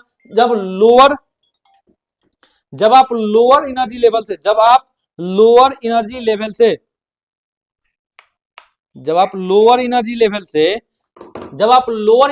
से हायर ऑर्बिट में जाओगे ना, हायर एनर्जी लेवल में, तो एनर्जी एब्जॉर्ब किए जाते हैं। ये बात याद रखना। जब हायर एनर्जी लेवल से लोअर एनर्जी लेवल में जाते हो तो एनर्जी इमिट किए जाते हैं। ये बात याद रख लेना, ठीक है भाई। अब हम आगे बढ़ लेते हैं। देखो अच्छे से क्या क्वेश्चन है, energy is emitted when electron, देखो क्वेश्चन पूछ रहा है एनर्जी जब इमिट करेगा किस केस में, जब इलेक्ट्रॉन कहां से कहां जाएगा, हाइयर से लोअर जाएगा तब इमिट करेगा, जब हाइयर से लोअर जाता है तब जाके एनर्जी इमिट करता है। आंसर क्या हो जाएगा सर, ए हो जाएगा। अभी तुरंत ना पढ़े हो, एनर्जी इमिट कब होता है सर, हाइयर से लोअर जाने पे। क्या यही क्वेश्चन में था क्या, हाँ सर यही कंसेप्ट तो था क्वेश्चन में। अब आगे बढ़ लो ना भाई, क्या है question sir, which particle has no charge. अरे भाई आपको तीन ही पार्टिकल के बारे में पढ़ना है सर, क्या क्या सर, एक पढ़ना है इलेक्ट्रॉन के बारे में, इलेक्ट्रॉन को ई के ऊपर निगेटिव चार्ज से दिखाते हैं, एक पढ़ना है प्रोटॉन के बारे में, एक पढ़ना है न्यूट्रॉन के बारे में। तो इसके इलेक्ट्रॉन पे चार्ज होता है 1.6 इंटू 10 के power minus 19 coulomb minus sign के साथ, प्रोटॉन पे होता है सर प्लस साइन के साथ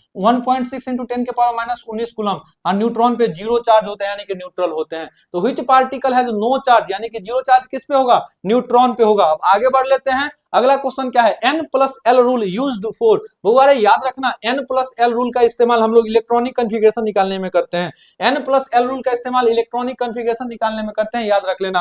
अब हम आगे बढ़ लेते हैं बउआ, देखो एनर्जी डिफरेंस किस पे डिपेंड करता है, एनर्जी डिफरेंस किस पे डिपेंड करता है, आप देख लो एनर्जी डिफरेंस भाई किस पे डिपेंड कर सकता है। तो एनर्जी डिफरेंस सर जेड पे डिपेंड करेगा या एन पे डिपेंड करेगा, इन्हीं दोनों पे डिपेंड करेगा। जेड का मतलब सर एटॉमिक नंबर होता है और एन का मतलब ऑर्बिट नंबर होता है। अब ये बात आपको क्वेश्चन में देखने को मिलेगा, जल्दी बता दो भाई एनर्जी डिफरेंस किस पे डिपेंड करेगा, फटाफट से ही बच्चे बताएंगे। एनर्जी डिफरेंस आपको सर बोथ जेड और एन पर डिपेंड करेगा, ये बात हम लोग अभी तुरंत सीखे हैं। तो ऑप्शन क्या हो गया, सी हो गया। सही बच्चों से मिलते हैं नेक्स्ट वीडियो में, यानी कि नेक्स्ट वीडियो जो रहने वाला है एकदम लाइव क्लास रहने वाला है। आप सभी बच्चे चैनल पे बने रहिएगा।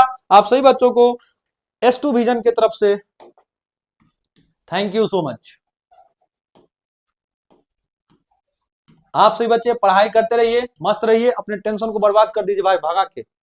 टेंशन में आप लोगों को नहीं जीना है, S2 विजन के साथ जुड़िए ना, आपका पूरा टेंशन बर्बाद हो जाएगा, एकदम बर्बाद कर देंगे टेंशन को। अब हम लोगों का जीत होगा, यानी कि आपका जीत होगा भाई। बस चैनल पे बने रहिए, जो भी चीज पढ़ाया जा रहा है एकदम बढ़िया प्रॉपर तरीका से पढ़ाई कर लीजिए, ठीक है भाई। मिलते हैं, राधे राधे सभी बच्चों को।